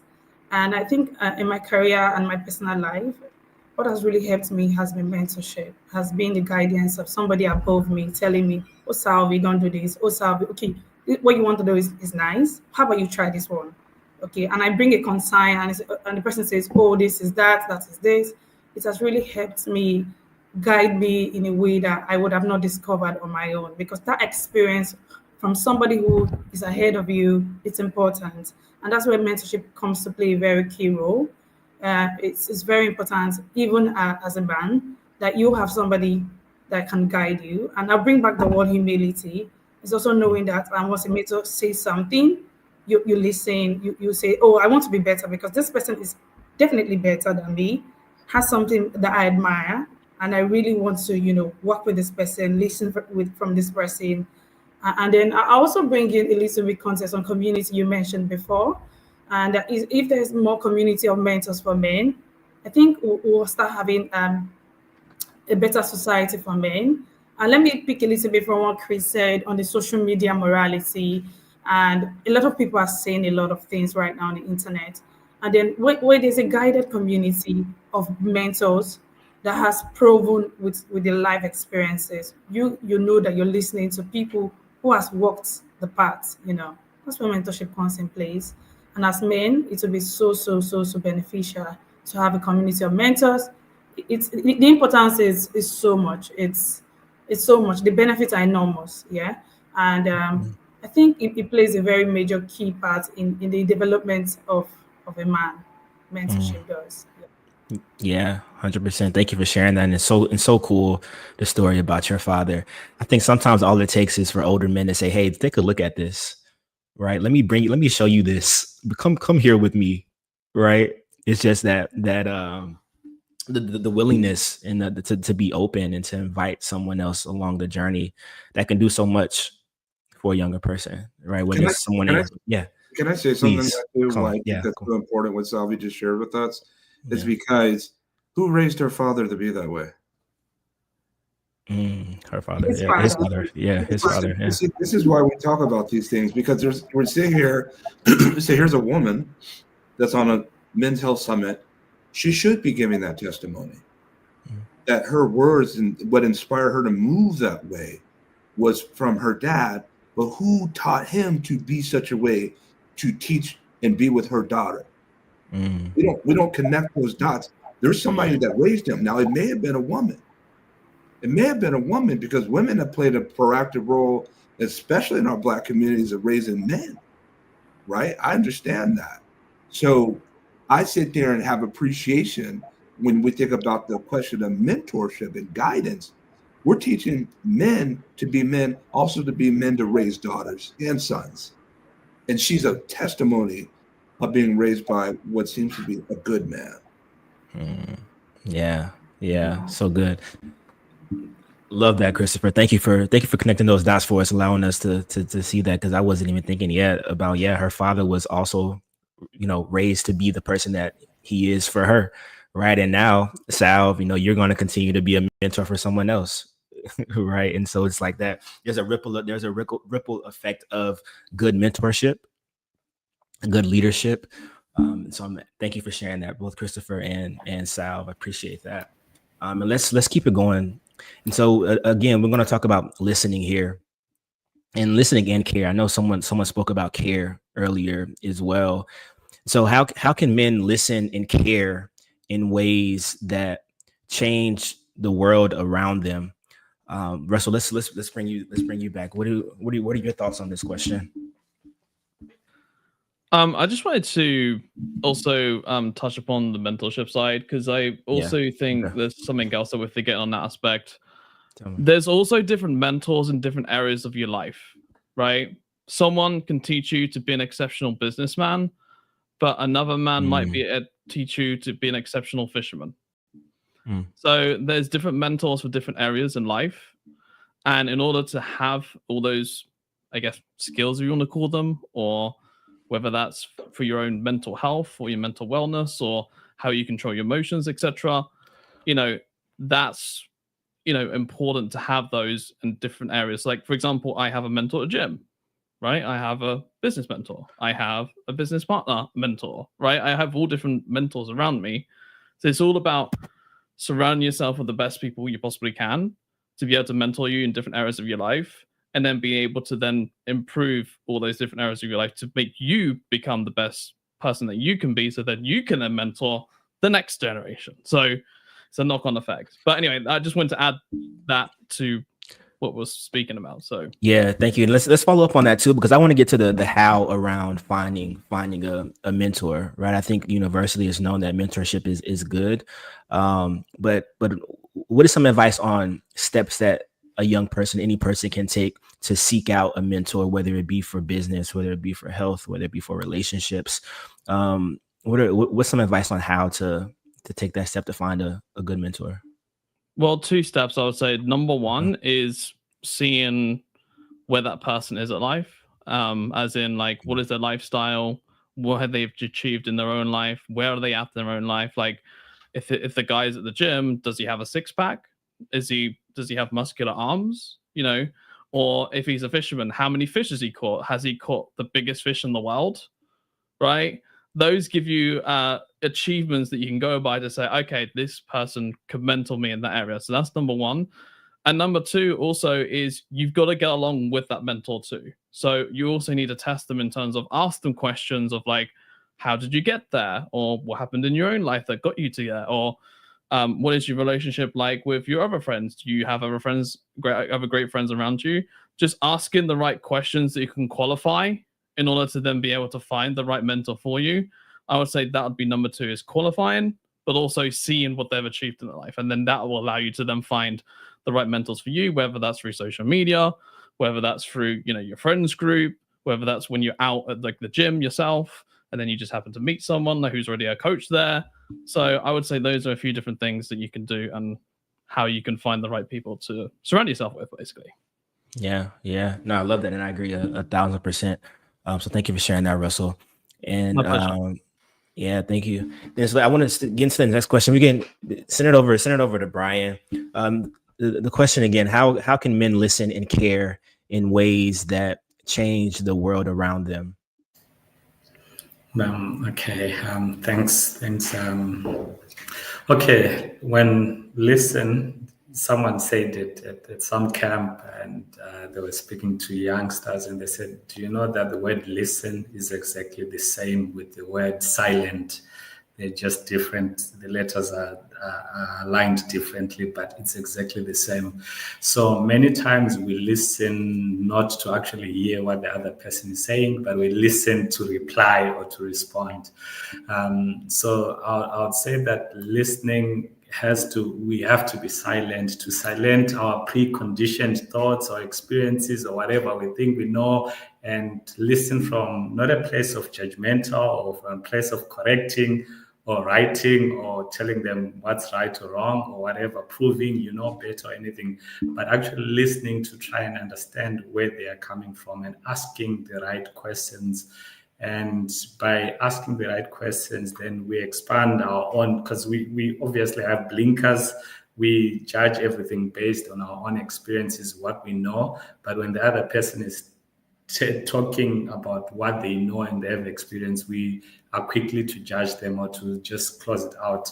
But they have so much to share for us. So I would say we need to be able to ask the right questions and silent our thoughts, anything else that we've known, and to really be aware of what the other person is saying, what is going on around us, and be able then to say, okay, this is how I can contribute positively. And with that, I recently did a talk on mentorship, because we're implementing it in one of the schools where the grade 7s are mentoring the grade 6 going downwards. And when we talk of mentoring, mentorship, the acronym is modeling. M is for modeling the right behavior. So I lead by being an example. And then E is for empowering others. I have to empower others to rise to the level that I am. And then nurturing is I have to do it from a point of love, a point of care, building the character and confidence of those under me. And then T is teaching. I have to be able to communicate well so that they actually learn teaching. And then O is offering. I have to be willing to say, okay, here I am. How can I hold your hand so that I move you from where you are to where you need to be? And then R is basically reminding. We need reminding. We need to be reminded of the potential we have. Russell spoke about taking risk. We need to be reminded that we can actually take a risk and transcend whatever we think we know or the level. And then S is just supporting. I'm there for you. That's what we need. Men, be there for each other. And H is helping. I have to be able to help others navigate the challenges. Maybe they're going through what I went through. I need to helping each other. And then I is inspiring. I need to live a life that gives something positive to the next generation. And then P is basically we have to prepare for the next generation. So it all comes to listening in a caring way and using mentorship. But all the words are just going back to listening and being able to bring about change in the world around us. Oh, incredible. Thank you for sharing that acronym on mentorship. I think it's powerful when we can give the actual blueprint for how to show up for others in the role of mentorship. So thank you for sharing that, Brian. That's super powerful. And I want to dive deeper into the care aspect of this question. I want to bring it over to you, Christopher, because I know empathy is something that is a word that, thank you, Brian, for putting that in the chat. We'll have to add in the comments for the audience as well. But Christopher, I know empathy is a word that's close to your heart. I mean, when we first met, you challenged me often to make sure that I build from a place of empathy. And I really admire that and value that. So what do you think about this? How can men care? How can they show care and actually live and truly care for people in ways that can change the world around them? And what does caring even look like in this sense? That's a very powerful question. Because I know that Salvi talked about she'd like to see more men care. Yeah, she did. And I understand that that's a very subjective expression, but to care, I think that care has to start within first. And I see many people on this stage I care about because I've known some of you for years. Yourself, Christian, and Russell. I care for Salvi, Kalpesh, and them that are behind the scenes that people don't see. I care for them. And I really feel like if you are in a position of leverage or to lead, I think to lead is to guide. To care, I think, is motivated by inspiration. You don't know when you meet somebody for the first time in life that some people you meet, they'll hold a place in your heart forever. That comes by way of inspiration, and the relationship that's bonded. I feel like to the question though, how can men listen and care in ways that change the world around them? I don't know if my care is appreciated, because I've come to appreciate, Christian, that people have their own understanding of what care means. And unfortunately, we live in a world where sometimes the colloquialism of abuse could be seen as care for others. You get some men that were raised in a household where a man would harm them, beat them, and they are led to believe that that's care. And then that man turns around and does the same infliction onto others, and that woman, if you will, or that person will say, well, he does that because he cares for me. I'm taking this to a real level, because care is not care. The definition of the meaning of care does not translate to others well. And we can make it flowers and butterflies if we want. But I think the care is so subjective now in this world. And I think it's been bastardized and misrepresented in such a harmful way that I think we have to find a better definition and understanding of what care means. So for me, it starts, for me personally, it's spiritual. Someone, a comforter, that somebody's caring for you, that takes in your interest and consideration of what's best for you in a way that does not bring harm to you. So I'm saying to the men and women that are listening and watching right now, that if somebody brings harm to your life and they take and extractive structures they take rather than give, that is not care. To care is to show up and to bring value to your life, bring benefit to your life, and to help promote growth within in a good way. So I think the understanding naturally has to be reset so that we're on the same page of what care for us. Because somebody says, I care for you. But then what happens is you're in a relationship and you say, I care for you. Your care is not being reciprocated the way that they're reciprocating to you. And so now there's a clash because they don't care for you the way that you care for them. But that's the way they've been raised to care. So I think at the end of the day, when we talk about in what ways can men listen and care in ways that change around the world, listen to your environment and listen to those people that are with you, around you, to understand how they want to be cared for.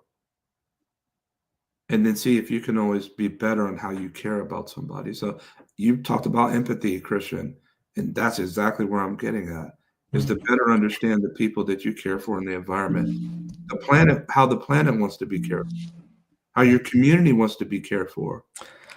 Right? So I can go on and on. There's a lot of things that we do and a lot of initiatives that we put out there that sometimes people never ask for. And so I think that listening, again, promotes a better understanding on how to better address the situation at hand. And so,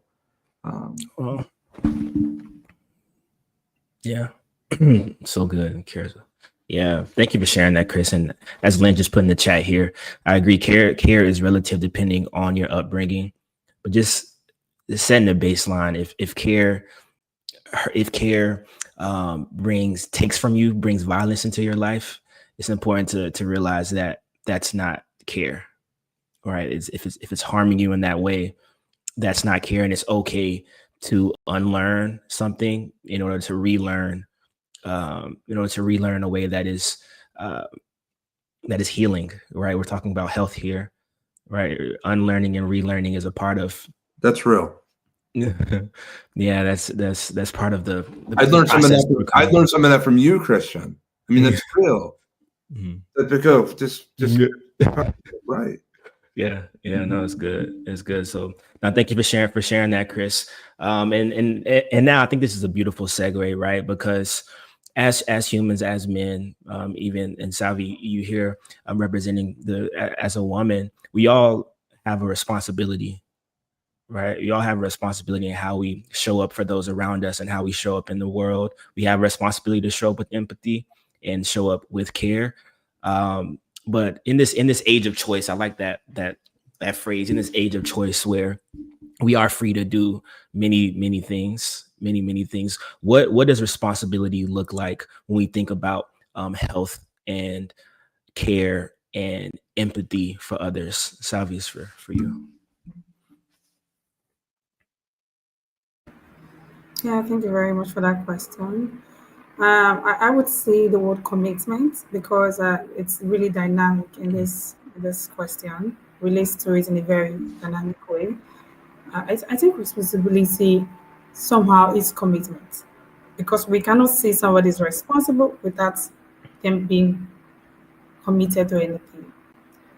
Yeah, so I would say that it should be commitment to relationships, commitment to your goals, commitment to your talents. Like recently, I've discovered that I want to go back to the things I love doing. I need to be committed to those things, right?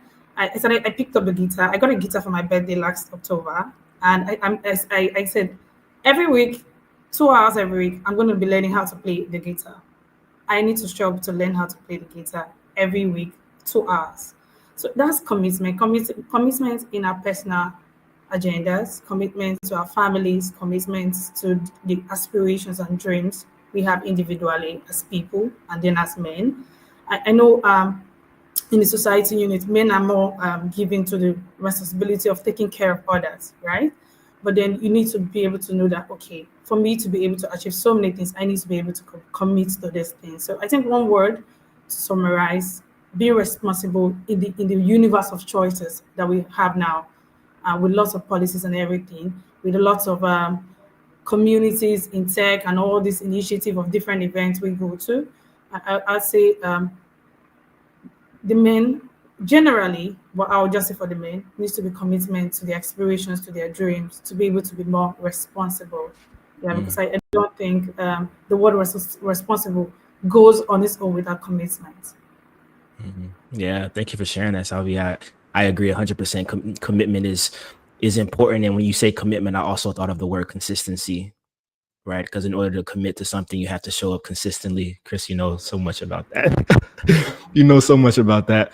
So thank you for sharing that, Salvi. And we have a couple more minutes left. This has been such a great conversation. I appreciate all of your time, 100%. And so I want to end with this question, another kind of popcorn question for everyone in the group. And the question is, what is one truth every man must confront to evolve? And we'll start with Brian and go Russell, Chris. We'll go Russell, Salvi, and end with Christopher. So Brian, what is one truth that every man must confront in order to evolve? Life goes on. That's the life goes on, regardless of circumstances. You might be at a bad place, life goes on. You might be at a very, like, everything is going well, life goes on. You need to constantly know that change is happening and be prepared for the good, the bad, but life goes on. Amazing. Thank you, Brian, for that. And thank you for your time and joining us. Really appreciate it. Russell, let's go to you. What's one truth that every man should confront in order to evolve? You know, this reminds me of a young entrepreneur that I met in Portugal. And he was asking me, he was like, one of the things he kept asking me was he was responsible for these 10 people under his company, but he wasn't able to control his emotions. And he just basically just kept losing his cool all the time and, you know, getting angry with his team and everything like that. So one truth every man must confront to evolve is being able to handle his emotions. Not necessarily I'm saying don't feel the emotions. Like if you get angry, go to the gym, punch a bag, something like that. Go whatever you want to do. But one thing you need to be able to do is to, in a nutshell, control your anger. Right? Control your emotions, as in don't lose your cool, in a nutshell. So that's what I would say is basically your emotions. Yeah, control. Yeah, so powerful. And that hits so close to home, because me not being able to articulate, first understand my emotions is what led me down my journey of going to therapy and getting into the mental wellness space. So thank you for sharing that. And Salvi, let's go to you. What's one truth that you think every man must confront in order to evolve?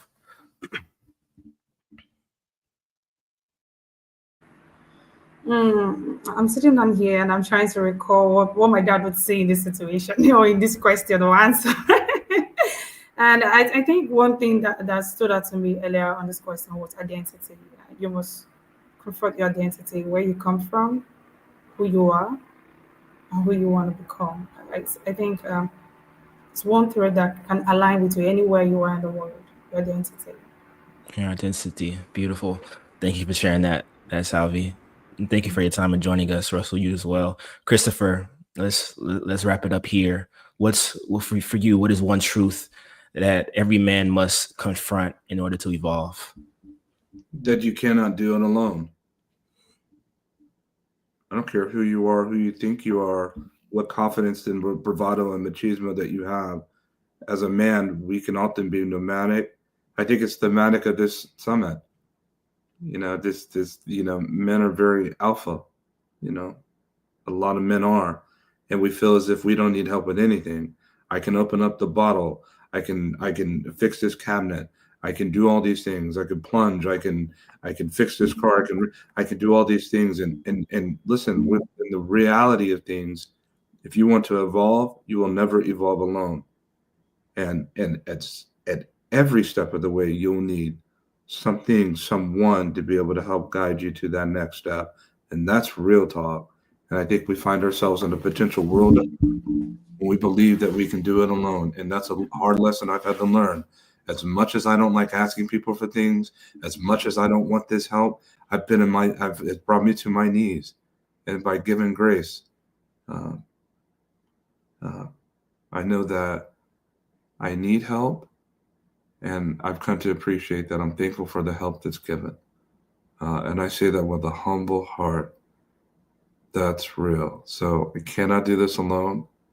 And I've come to appreciate that I don't want to do it alone. So that's what I have. Yeah. Amazing.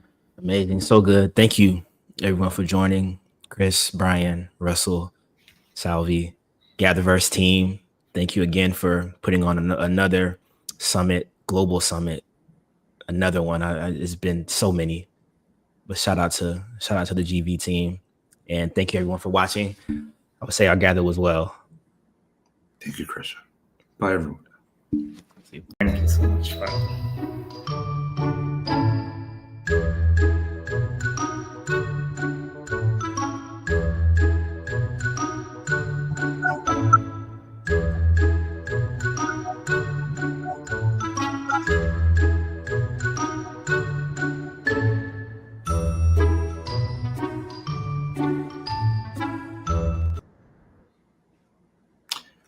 I can't do it alone.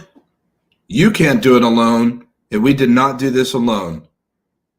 Thank you for participating in our 35th Global GatherVerse Summit. The Men's Health Summit 2025, Day 2, has now concluded.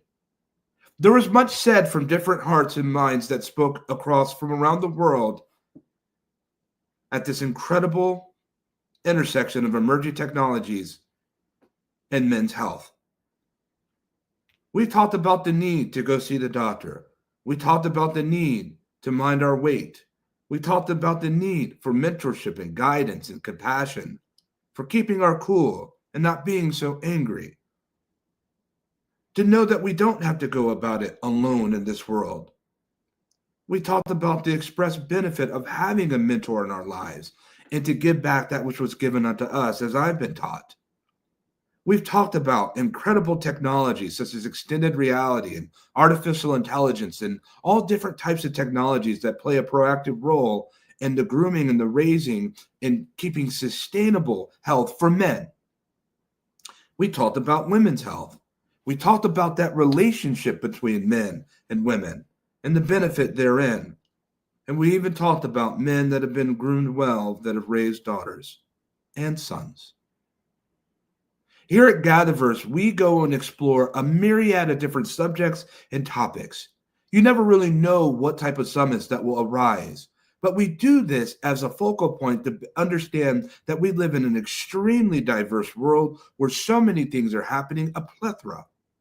And we want to cover as many topics as we can. We meet at this intersection with our standards of humanity and accessibility and education and the real consideration of equality and community development and the value therein. And we talk about safety and privacy and trust and ethics and wellness and well-being.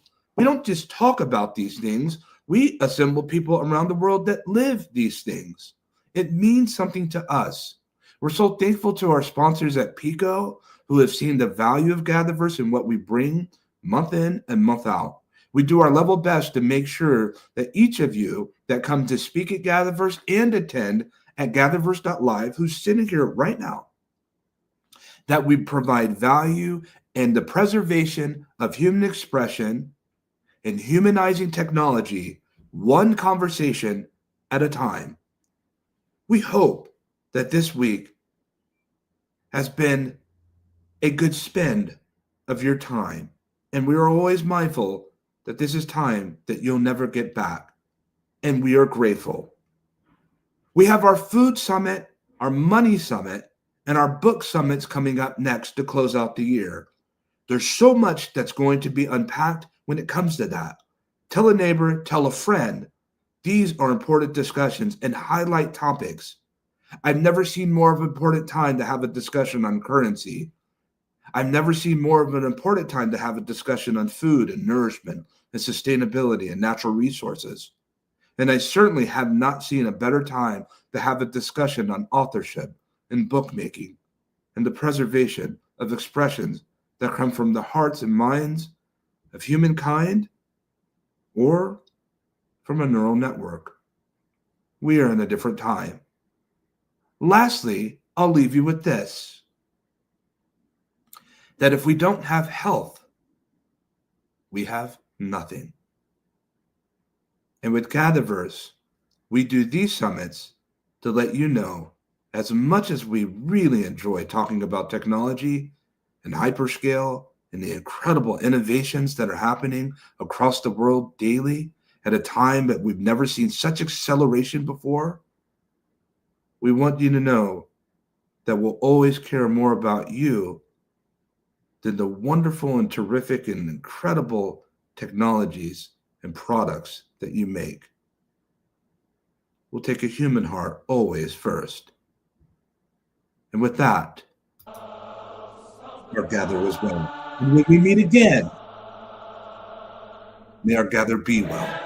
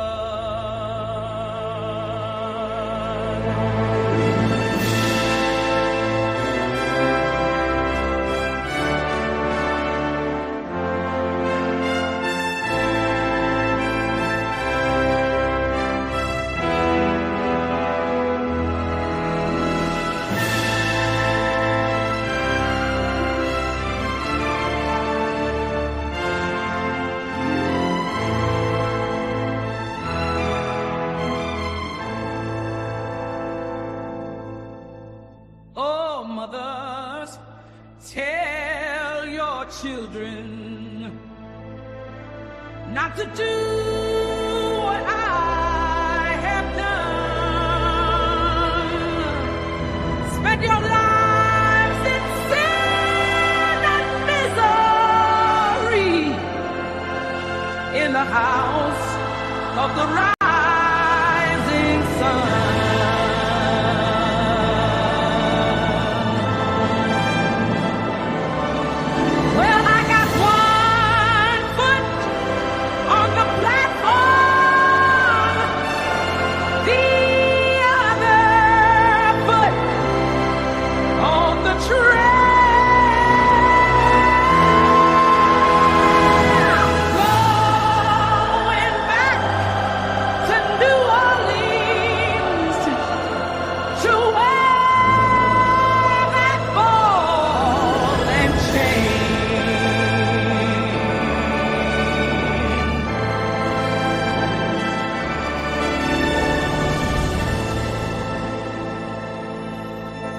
Well, there is a house in New Orleans they call the Rising Sun, and it's been the ruin of many a poor boy. And God, I know